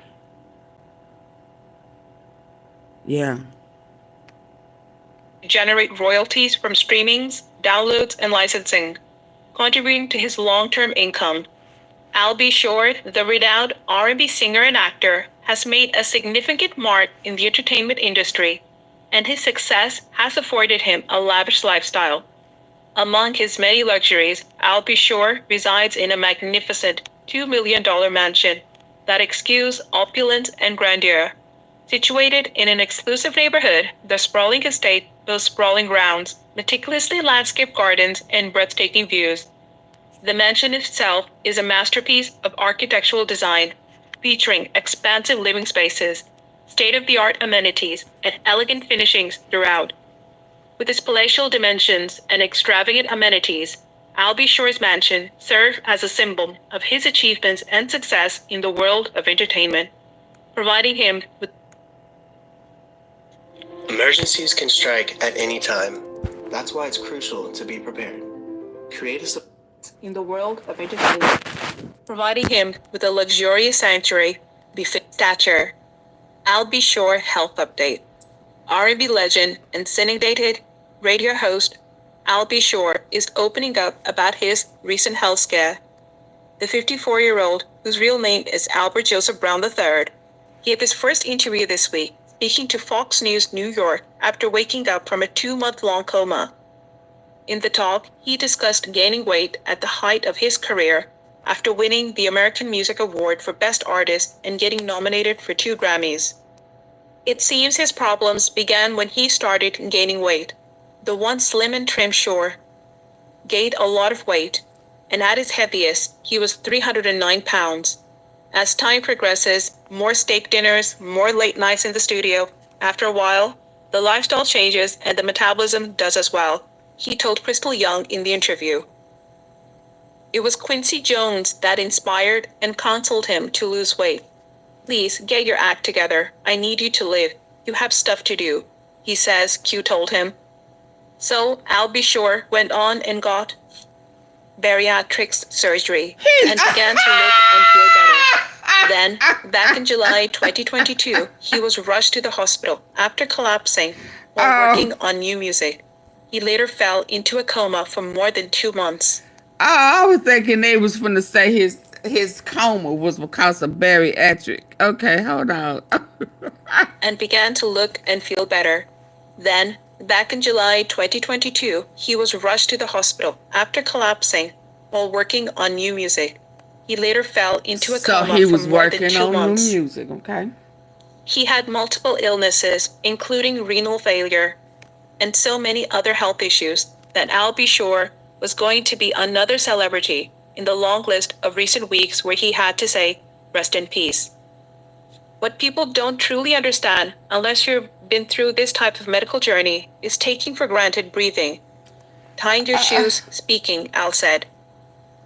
Because of his doctors, love from family and friends, and the grace of the Almighty, Mr. Brown now has a second lease on life. He's taking nothing for granted and is grateful to be alive. Oh yeah, he's also the recipient of a new liver. I have what's called chevron. That's when they cut your chest open, which is probably the first time I was actually talking about it. I'm a recipient of an amazing, blessed new liver, and you know I'm going to treat it well, he said. After waking up from the coma, he was told of his health issues, including suffering renal failure and getting an organ transplant. I was intubated. I was on a ventilator. I had a tracheotomy, the singer revealed. There were so many things going on to the point where doctors were considering sending me to a hospice. A tracheotomy is a hole that the surgeons make through the front of the neck and into the windpipe, trachea. A tracheotomy tube is placed into the hole to keep it open for breathing. He didn't even look the In same. most cases, patients who need a new liver, like Al B. Shore, receive one from a deceased donor. But some sick people find salvation from another source, living individuals. A living liver donation surgery involves removing part of a person's healthy liver, as much as 60%, and using this partial liver to replace the recipient's diseased liver. In the weeks to come, both the donor and the recipient sections will grow to the size of normal livers. The exchange, performed on adults since the late 1990s, seems to be like something out of science fiction. There aren't many other organs in the body that truly have the capacity to regrow, says Christopher Sonaday, MD, Surgical Director of the Adult Liver Transplant Program at Michigan Medicine. It is a totally transformative operation. Studies have shown that the long-term outcomes are as good or better for living donor recipients. Sonaday says that these unique challenges remain because it's only part of a liver. The implantation process for the recipient is more complicated. There are also risks for the donor, such as bleeding and the need for blood transfusion. The mortality rate for the donor, Sonaday says, is approximately 1 in 500, a rare outcome, but an important piece of information for donors to consider. Getting back to business, narrated a documentary about the life of the Rev. Al Sharpton, entitled The Loudmouth.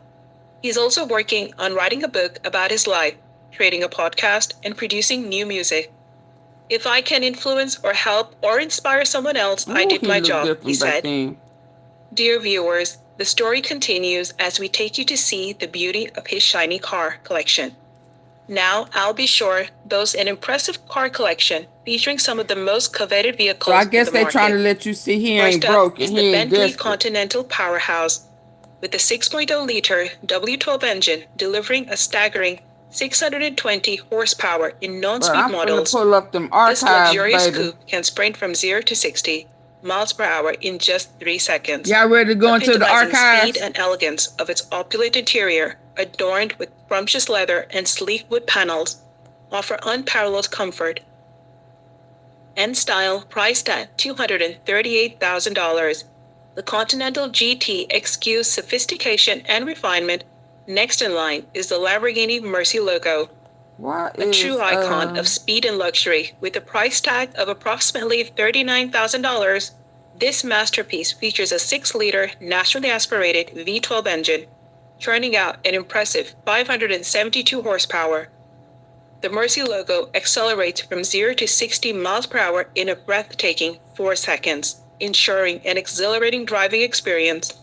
Inside the cockpit exudes a minimalistic yet upscale ambience, with leather trim accentuating its supercar allure. Last but not least is the Mercedes-Benz S550, priced at $96,000, equipped with the standard 5 BBO V8 engine. This luxury sedan packs a punch, generating 449 horsepower and 516 pound-feet of torque. Its innovative twin-turbo engine balances power and efficiency, delivering a refined driving experience. Step inside and you're greeted by a handcrafted cabin adorned with burl-walled wood and double leather upholstery, blending timeless elegance with cutting-edge technology. Panoramic roof with dual electric interior curtains enhance the sense of luxury, offering a serene driving environment. These cars are really extremely luxurious, aren't they? What car do you like the most? Please comment below. I don't care. Hold on. Untold story. Okay, hold on. Let me, before I go into my archives, y'all ready to go into the archives? Because after this, I don't know what this is, but after this one, we going into the archives, baby, because I need for us, before we start court, we need to remember Eva. There's been a lot of speculation around Sean Diddy Combs, and a lot of people have been wondering. Y'all, come on, get the lights up. Did he actually leave the country? Well, no, he's been spotted recently with his twin daughters, and most recently with Stevie J. How long ago was this? I need y'all to get the likes up. I need 20 likes.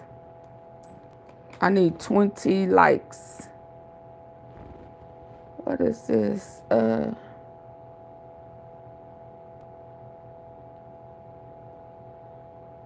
Yeah, he in trouble, y'all.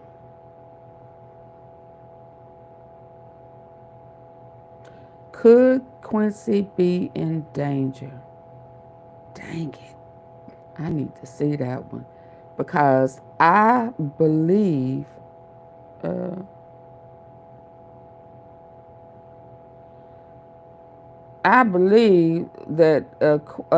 I'll be sure is doing it for his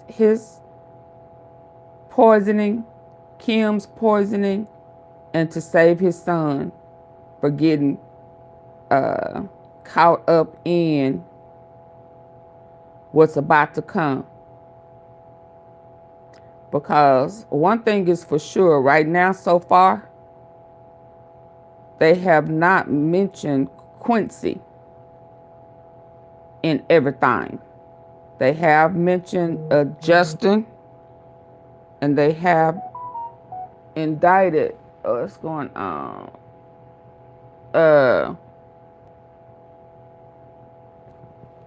What's his name? Christian. So come on, get the likes up. I'm gonna give y'all until this one right here, and this is about 10 minutes to get. I need 20 likes before I go off into my archives, baby. Too much research for y'all not to support with donations and likes. You know, I don't be going around lying and just cussing folk out and all that crazy stuff. But y'all stingy with y'all likes and support. Internet rumors are true that Sean Diddy Combs. So after this, if my likes not up, for 2 months. I'm gonna go ahead and end it.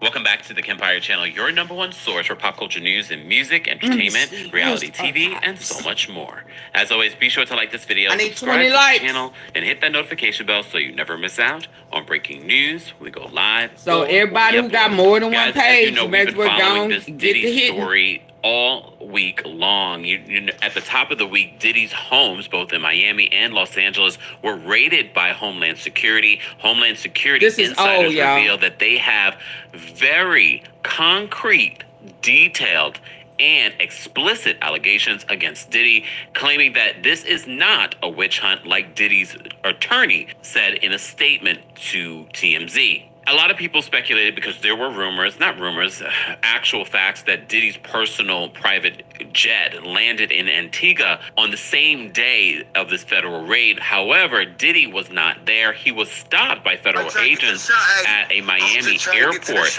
That's where his alleged mule, Brendan Paul, They just had somebody just got shot in. Putting up to the scene, just trying to get by. It's nowhere to go, y'all. Just had a shooting in Memphis. Were you good? Shout out to Blackwood News. Back to the shop. Oh yeah. Where the shop at down there? Right there up the hill. Oh. They gotta take off the gate. Yep. You can't go nowhere. Damn. You just trying to get to the shop, man. It's nowhere to go. They just let it off, man. It's Mother's Day. Breaking news. They didn't die, did it? No. They're in the hospital right now, so. Okay. Yeah, I saw the ambulance pull off and everything. So. Somebody just got shot in Memphis, right Mother's Day.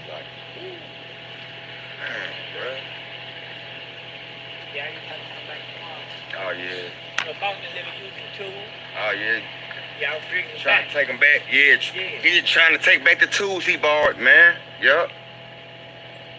We're right here on E.H. Crump. Y'all check on your people where a man has been shot. All right, hope you be good, man. Yes, sir. Come on, man. Ain't nobody hit the like button. There's nowhere to go. This shit for real in the city, bruh. Every day. Every day, man. I'm shook as hell. I'm tired of it, man. If you are just joining, a man has been shot right here on E.H. Crump in South Memphis on this Mother's Day in Memphis, man. Active scene. This Chevy is involved. If you know anybody who drives a vehicle like this, check on them. So somebody just pulled up Blackwood News. while he was driving and did a drive-by. Crew trying to ease up behind me, man. Come on, man. Oh, wow. Yep. On this Mother's Day in Memphis, man. Sad. That's never a dull day. He's at the med right now, y'all. I pray that he make it. Look. Unc still trying to get up in the shop. There's nowhere to go, Unc. I'm trying to take back his tools. Yeah, not gonna let him go past no crime scene. Even on Mother's Day, these guys cannot relax, man. Okay, so They just can't relax, bro. It's a mother right now, probably at the hospital, man. Mad, upset. What's going on? I know y'all putting up. Oh, yeah. It don't stop. I mean, they're not. Yeah. Yeah. Happy Mother's Day, guys. Man. Let's get back over here. Was arrested for having drugs in his travel luggage. So, as you know, there are multiple civil lawsuits, one in which from his longtime girlfriend, Cassie, which allegedly was settled for many figures, and it was settled less than 24 hours. But now Diddy is also was arrested for having drugs in his travel luggage. There, he was stopped by federal agents at a Miami airport. That's where his alleged mule, Brendan Paul, was arrested for having drugs in his travel luggage. So, as you know, there are multiple civil lawsuits, one in which from his longtime girlfriend, Cassie, which allegedly was settled for many figures, and it was settled less than 24 hours. But now Diddy is also facing other civil lawsuits, one from a producer by the name of Little Rod, and there are a lot of different details coming out from that lawsuit, including allegations against Diddy's longtime friend and producing partner, Stevie J. Well, Stevie J and Diddy were recently together in Miami, apparently. So this is what TMZ is reporting in regards to Diddy. They said Diddy is out and about in Miami, and he's even now speaking to evidence in a new clip that an influencer took of the mogul out in the wild, who also captured Stevie J. Down here at Pura Vida by my pad, right into the man right here. What's up? Miami's like that. It's a movie. Fitness trainer and life coach Wes Watson, who has more than 1 million followers on Instagram, posted a video and photo on Friday that shows Diddy at a cafe in a town called Pura Vida. And it looks like Puff was in a good mood, flashing a smile and even chatting. They said it's unclear which location this was at specifically. There are a zillion of these in the area, but our bet is that it's one of the ones close to Diddy's home there on Star Island. Also, Diddy flashes an L with his fingers and says, love. He also says what's up to someone off camera and salutes them too. Funny enough, Wes actually caught Diddy's longtime Bad Boy collaborator and friend Stevie J in the background as well. And Stevie has been trolling a few different people on social media like 50 Cent, wanting to fight. How old are we, Stevie? They said it's interesting that Stevie showed up there because he was also recently named in a lawsuit alongside Diddy, which included a salacious allegation that turned out not to be true. That was the allegation and screenshots that alleged that it was Stevie having intercourse with a man. The person that was actually in the video claims that no, that was not Stevie J, it was actually me.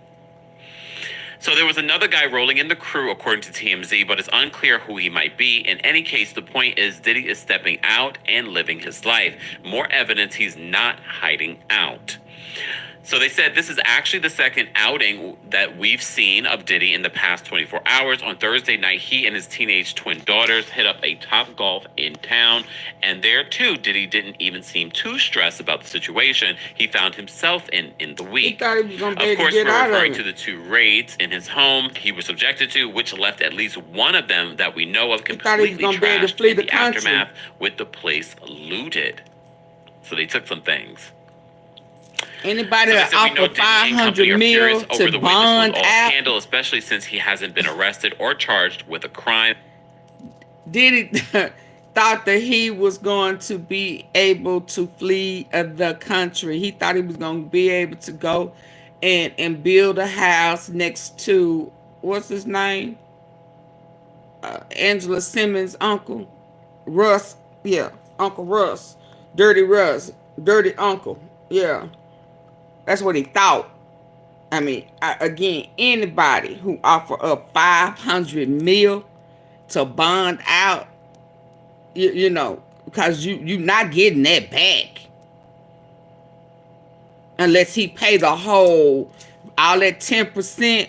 No, he ain't getting that back. He's on 500 mil. He was finna lead the country. Yeah.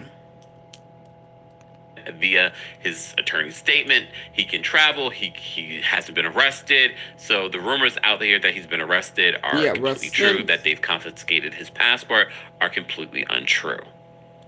But we also told you that in a statement, an insider from Homeland Security says that they have a lot of information, that they did not pull Sean Diddy Combs' name out of a hat.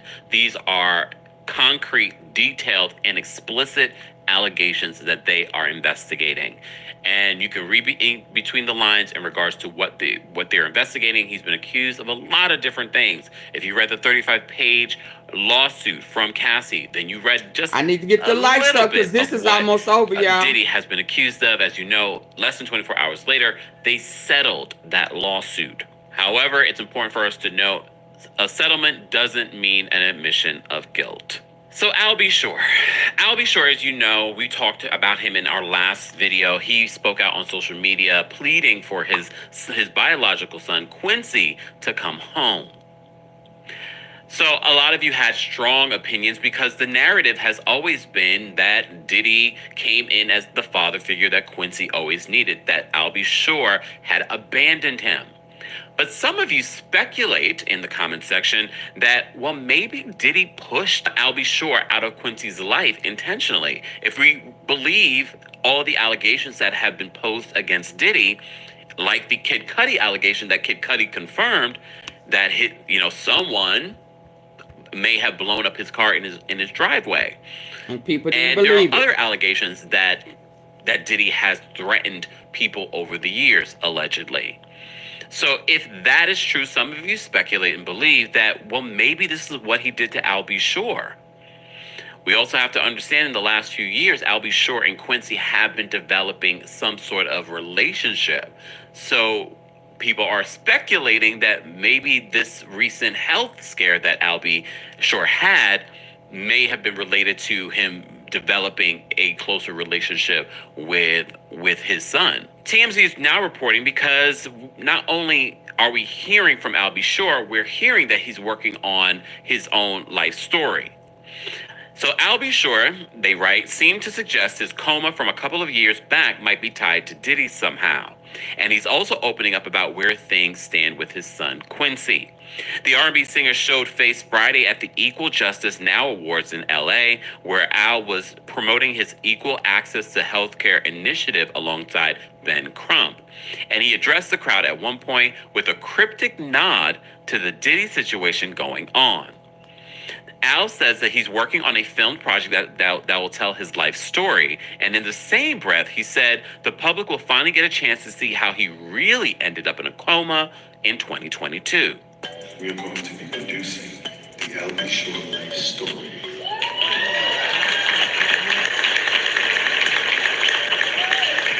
So hold on to your britches. You'll really understand how I ended up in a coma.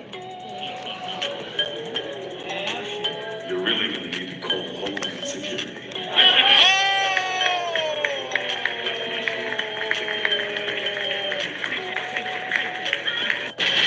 Quincy is wonderful.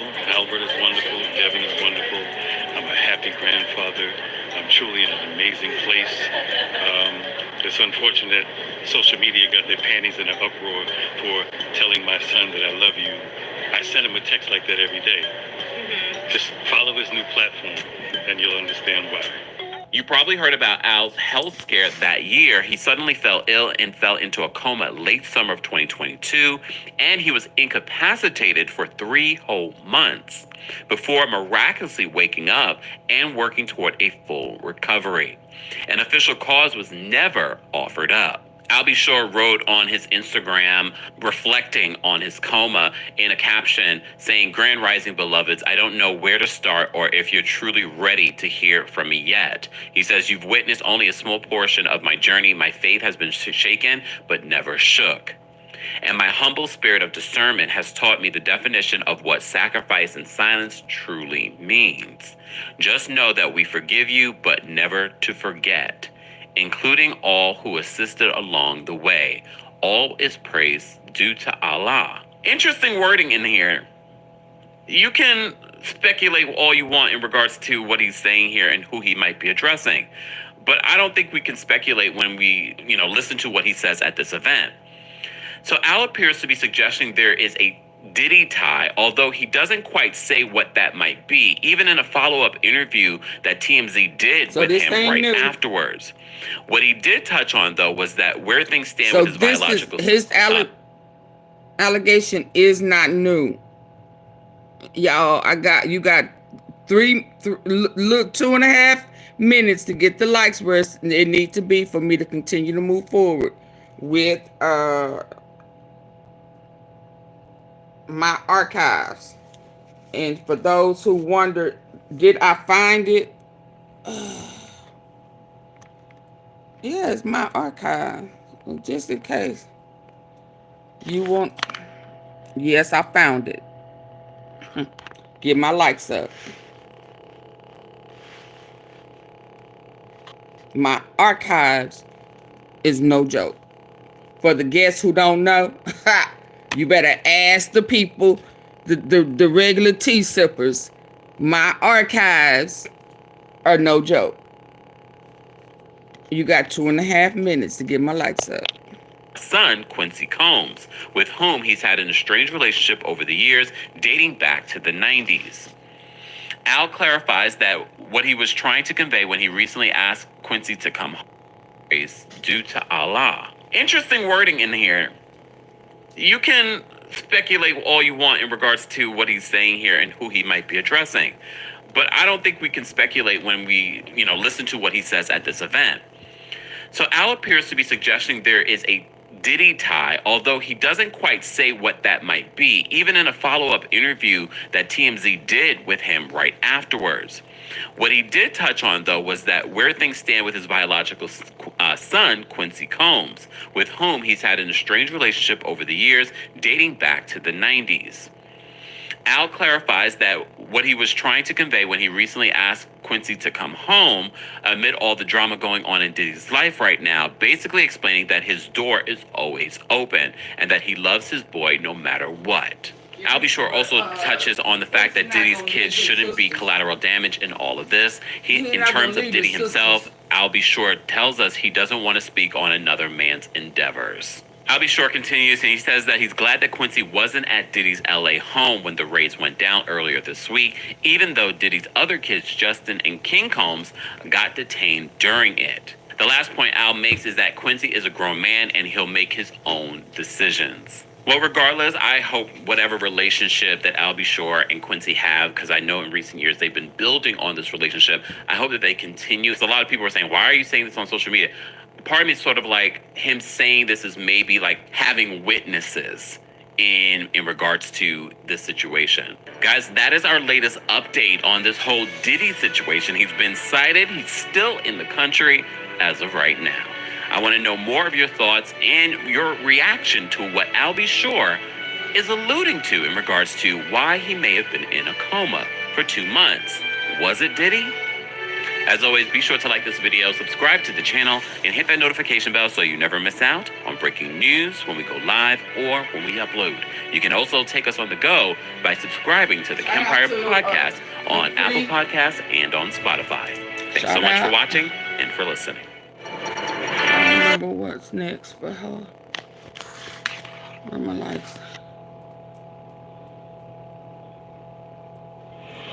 You've probably heard about Boxable's flagship product, the Casita. I'll be sure. What?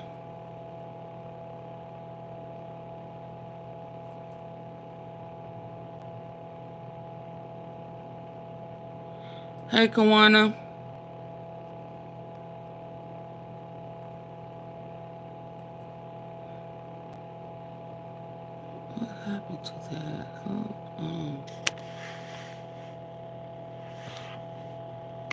Yeah, he looked like Wolf. That's Wolf's Anisha. He the pappy. He the what? He the pappy.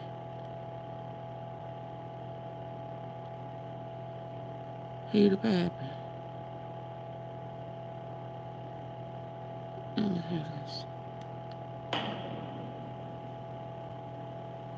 Okay.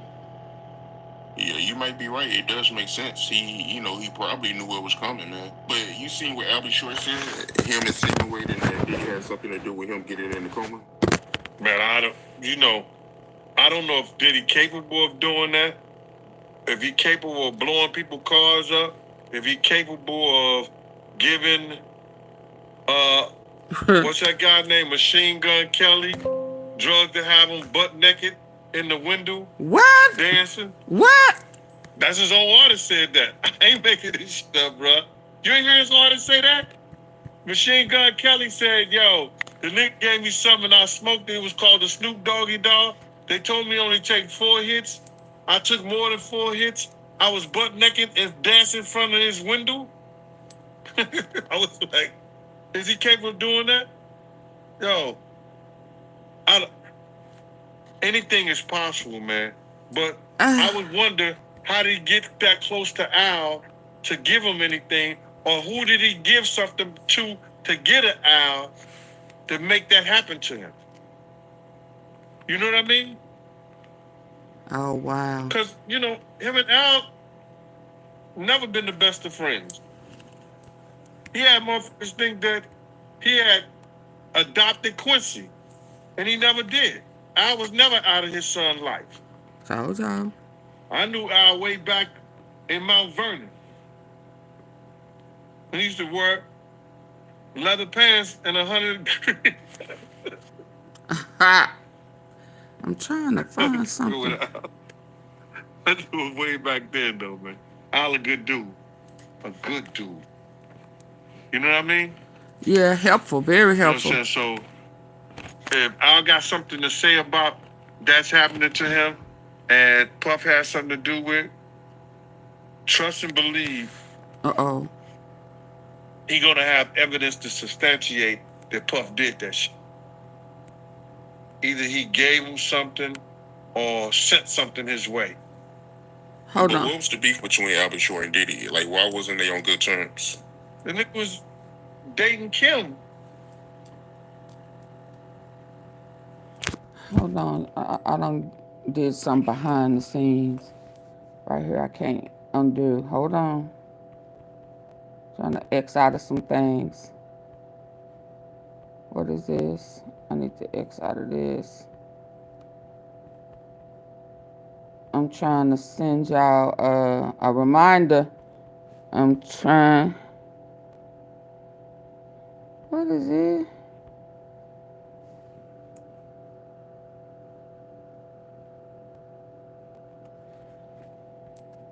Oh, Lord. Hold on.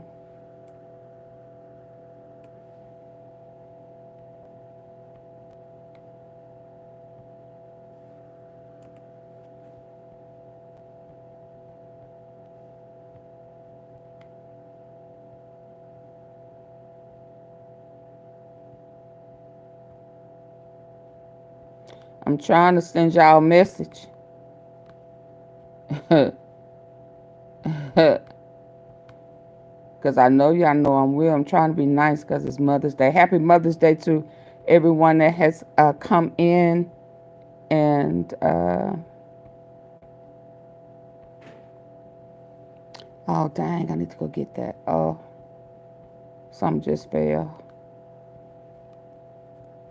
To all the mothers, grandmothers, aunts, sisters, siblings, everybody who has a role or a part in raising the village. Sometimes the birth mom needs help, sometimes they don't. But I do know it takes a village. I knew it was going to do that. was coming forward. Hold on. It takes a village. And we need to go back to allowing the village to help. Amen? Okay. It definitely take a village. Puff did that shit. Either he gave him something or sent something his way. But what was the beef between Albie Shore and But Diddy? he said you can believe Al. To him, and Puff had something to do with trust and believe. Trust and believe. That's what he said. He's gonna have evidence to substantiate that Puff did that shit. Either he gave him something he ain't no or liar. sent something his way. But what was the beef between Albie Shore and Diddy? Like, why wasn't they on good terms? The nigga was dating Kim. You understand? That's his kid's mother. And they was cool. They was friends. Misa and Kim was cool. They was all in that Uptown family. Uptown Record family. How you gonna date the mother of you my man, you cool. We all be around each other. And you dating the mother of my son. Alan never go try to date Misa. You know what I mean? Right, yeah, that ain't cool, man. But you can tell Albie Shore he don't like Diddy, man. You can tell he got a disdain for Diddy. No, he don't.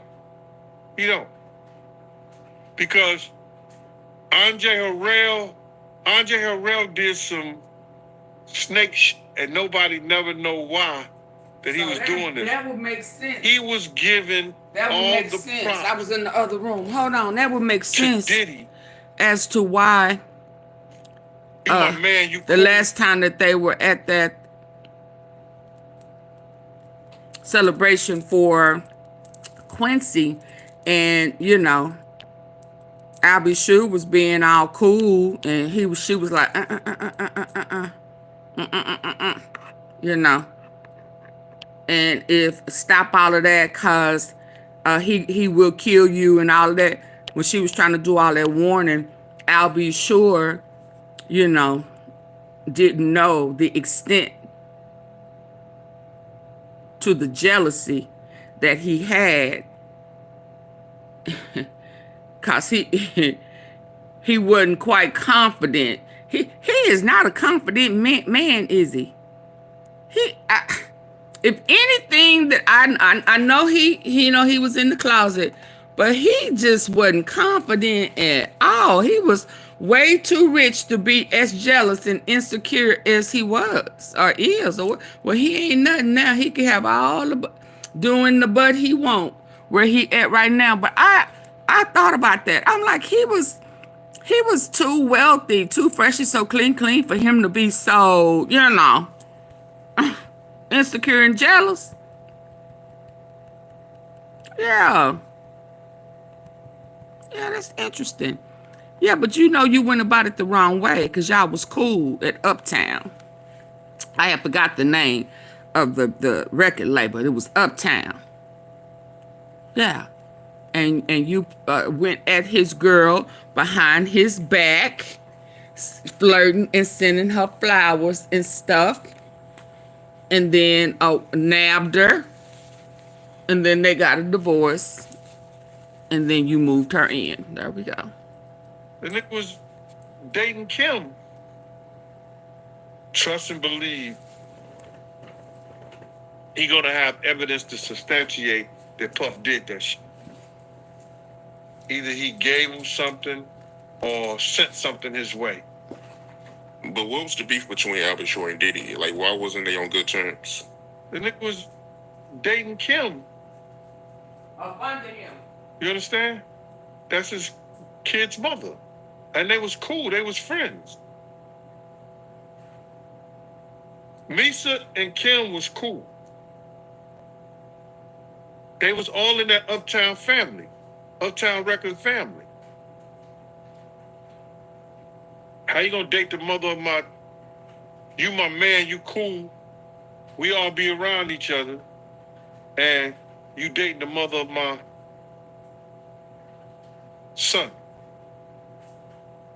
Alan never go try to date Misa. You know what I mean?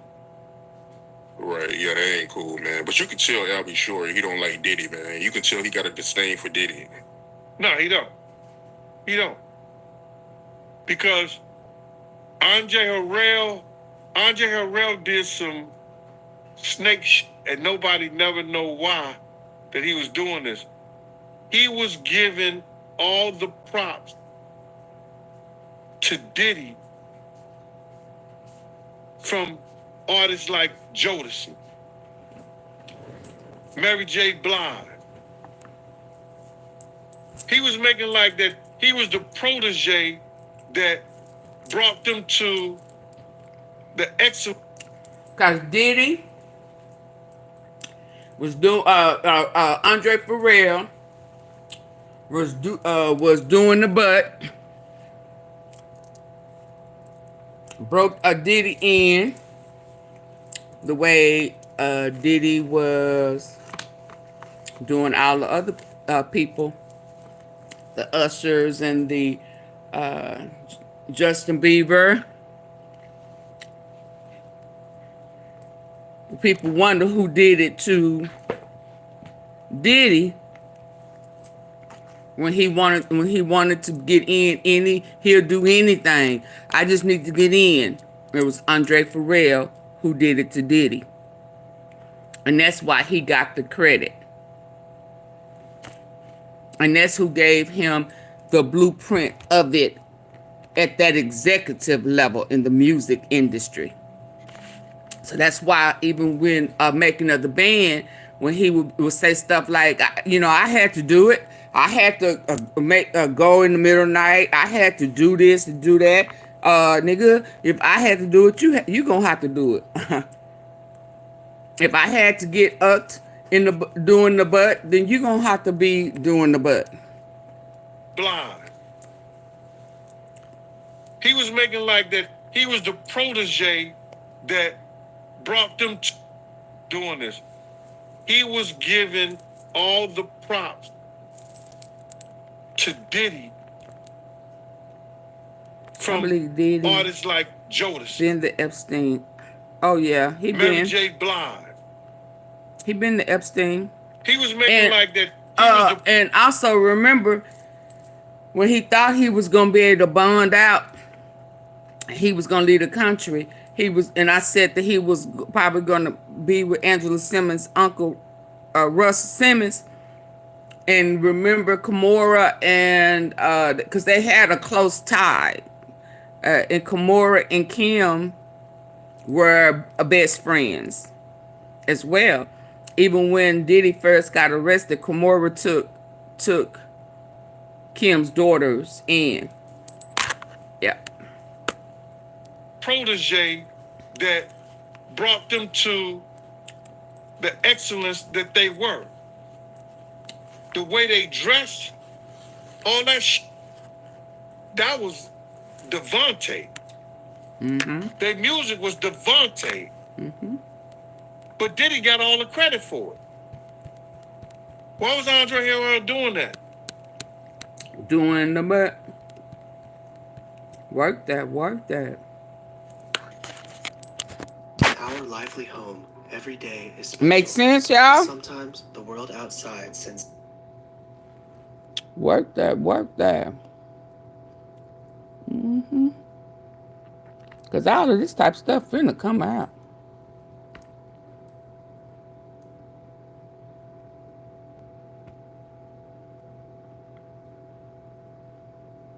Yeah, I will be.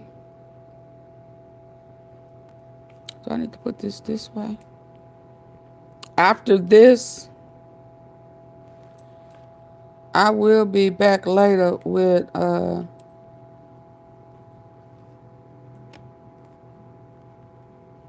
on.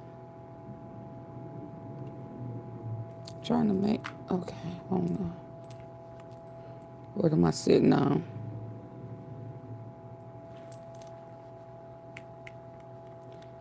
Doing the butt. I'm on the key. Oh Lord. I'm trying to set this up.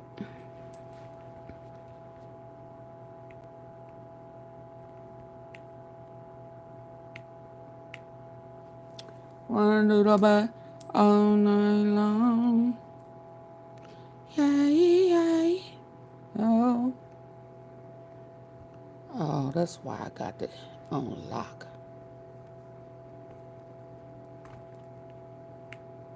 Okay, y'all. After this, I'll be back later.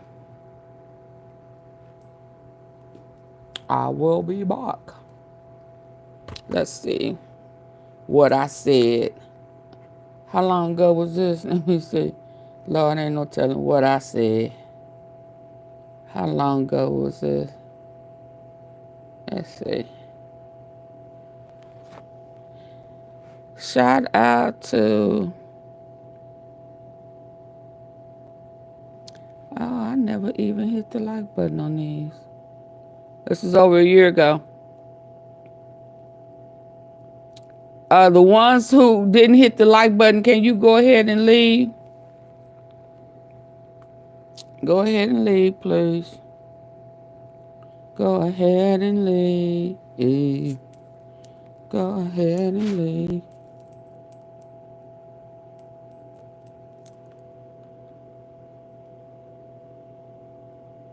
AunTeaFee about the fame. Facts. Let me cut this down. The fact of the matter is, facts. Diddy ain't Justin's dad. Lord, I ain't got no sense. Hey, plus size baddie. I ain't got no sense, y'all. This man has a problem with taking on other folks' kids and turning them out and got them doing shit that they... Happy Mother's Day. I ain't got no sense, y'all. Compromising and jeopardizing. This was a year ago. Turning them out. Facts. Well, the fact of the matter is, facts. Diddy ain't Justin's daddy. Y'all, them old ones be funny to me. I ain't gonna even lie. This man has a problem with taking on other folks' kids and turning them out and got them doing shit that they shouldn't be doing. Compromising and jeopardizing their livelihood and their manhood. Oh, Lord. And womanship. Or womanhood, yeah. Because word on the street is, today, old boy down here is really his daddy. He used to be one of Diddy's boys that got killed. And she was, you know, I guess he shared her out. Justin's mama. Lord, did I say that? You know, shared her out with the partner. She got pregnant. Oh, Lord. I guess she lied and said it was Diddy was the daddy. Knowing good and damn well he wasn't. Lord, I ain't got no sense. So I got this upload that's been taking all dang day. I've been running around out of juice. You know, it's too long. I typically do not upload over an hour, but baby, it was so good and juicy. Woo, everybody telling. I mean, it was so dang deep. Well, I need to find that. I couldn't stop recording. I need to find that one, don't I? Just know it's coming. You got the guy who predicted this was happening 2 or 3 times. I need to find that. One time it didn't happen. He went a little deeper into further explanation. Also, the other cat that was... They just knew too many details. And co-signed Lil Rod. Diddy is sick. But I also touch bases on some more stuff on that video. So stay tuned. It's coming. But Diddy ain't the daddy. And I in that upload that's trying to come, somebody got the daddies confused. He called him the light-skinned guy. He was talking about him, but he was also describing Quincy, I'll Be Sure's son. So don't get that confused. I'll Be Sure's son is light-skinned, you know, and he ain't Diddy's child, but he's Kim Porter's child. He kind of took him from I'll Be, you know. I'll Be kind of turned over his rights at that time. He didn't know at the That's time what we thought. that Diddy was a pedo. Lord. Jangling, dangling, you know. Satanic. Did I say jangling, dangling? Okay, but we're going to go a little deep on that video, so stay tuned. Did I say jangling? Diddy is not the daddy of Justin. Lord. Okay? Amisa Hilton lied about paternity is what it's saying over there. About Justin Coma. He looked just like the man. Sure do. He looked just like the man and that mama. Sure do. He don't look nothing like. Only one look like him is King. And them twins. That other little girl. Did somebody send me something about him adopting a white girl? Hold on. This mess right here. This girl right here? My name's Ava. I'm a Scorpio. No. What's your last name? Ava Combs. What's your other last name? Ava Baroni. Ava Baroni Combs? Yes, it's breaking news. Diddy adopted a white child. I want you to tell them the story about how. You can't forget Abel. Can't forget about Abel. Where Abel? We need a wellness check for Abel. Because when this trial start, Abel need to be on the witness stand. Because this is the one I was talking about that them sisters may have, his daughters may have helped lured. Plus size better. You talking about when he called talking about move the boxes, go move the pizza boxes and all that type of stuff. Get rid of this, get rid of that. Or is there another leaked phone conversation where he was asking about has anybody heard from Jay-Z? Excuse me. And I think there's a call somewhere where he was trying to get Stevie J. I mentioned earlier he was trying to get Stevie J to do some of his arm work for him. Threaten some or intimidate some witnesses. Stevie J better stop. Because I remember when his little old white boy sex tape leaked a long time ago. And he was doing the butt. Oh, work that white boy. Yeah. I remember that. So he better stop. I adopted you. But you still have beautiful parents that, but you're my child, Jessica. Please tell the story. So, I was on the streets. He was on the streets.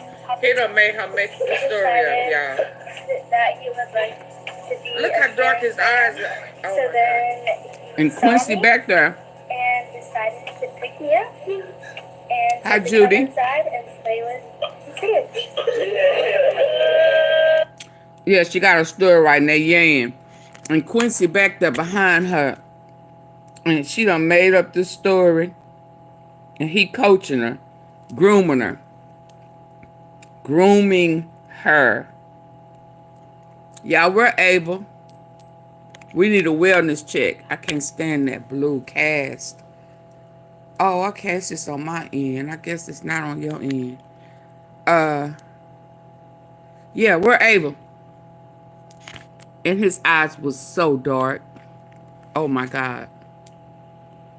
Yeah. That he would like to be. Look how dark his eyes are. Oh so then he saw me and decided to pick me up and said to come inside. The street. He done made her make the story up, y'all. That he would like to be. Look how dark his eyes are. Oh so then he saw me and decided to pick me up and said to come inside and play with his kids. He saw her walking down the street, saw her, and decided I wanted her, and brought her in the house to play with the kids.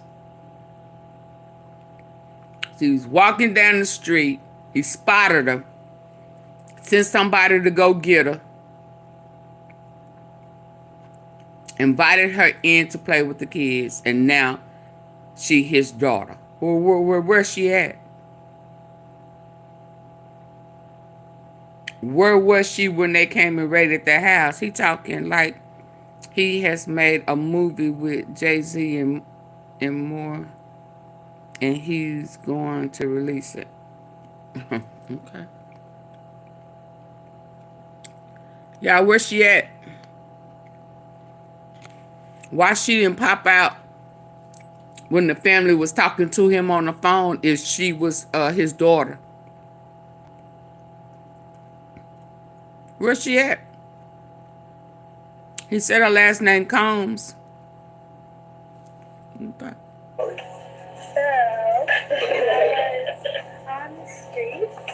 He was on the street. He done made her make the story up, y'all. That he would like to be. Look how dark his eyes are. Oh so then he saw me and decided to pick me up and said to come inside and play with his kids.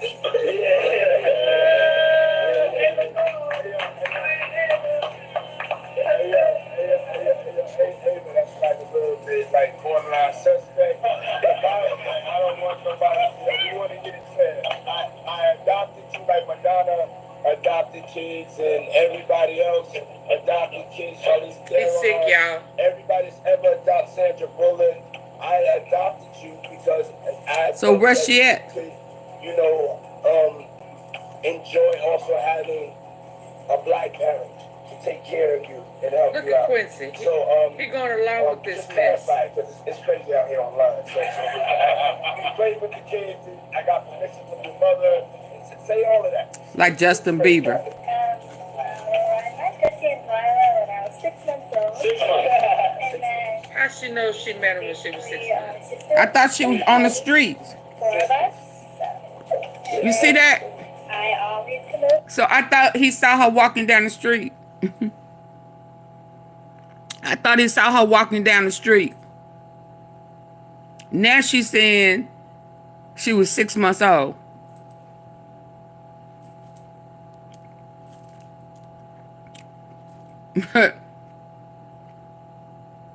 What happened to walking down the street? Which one is it? Where Ava at, y'all?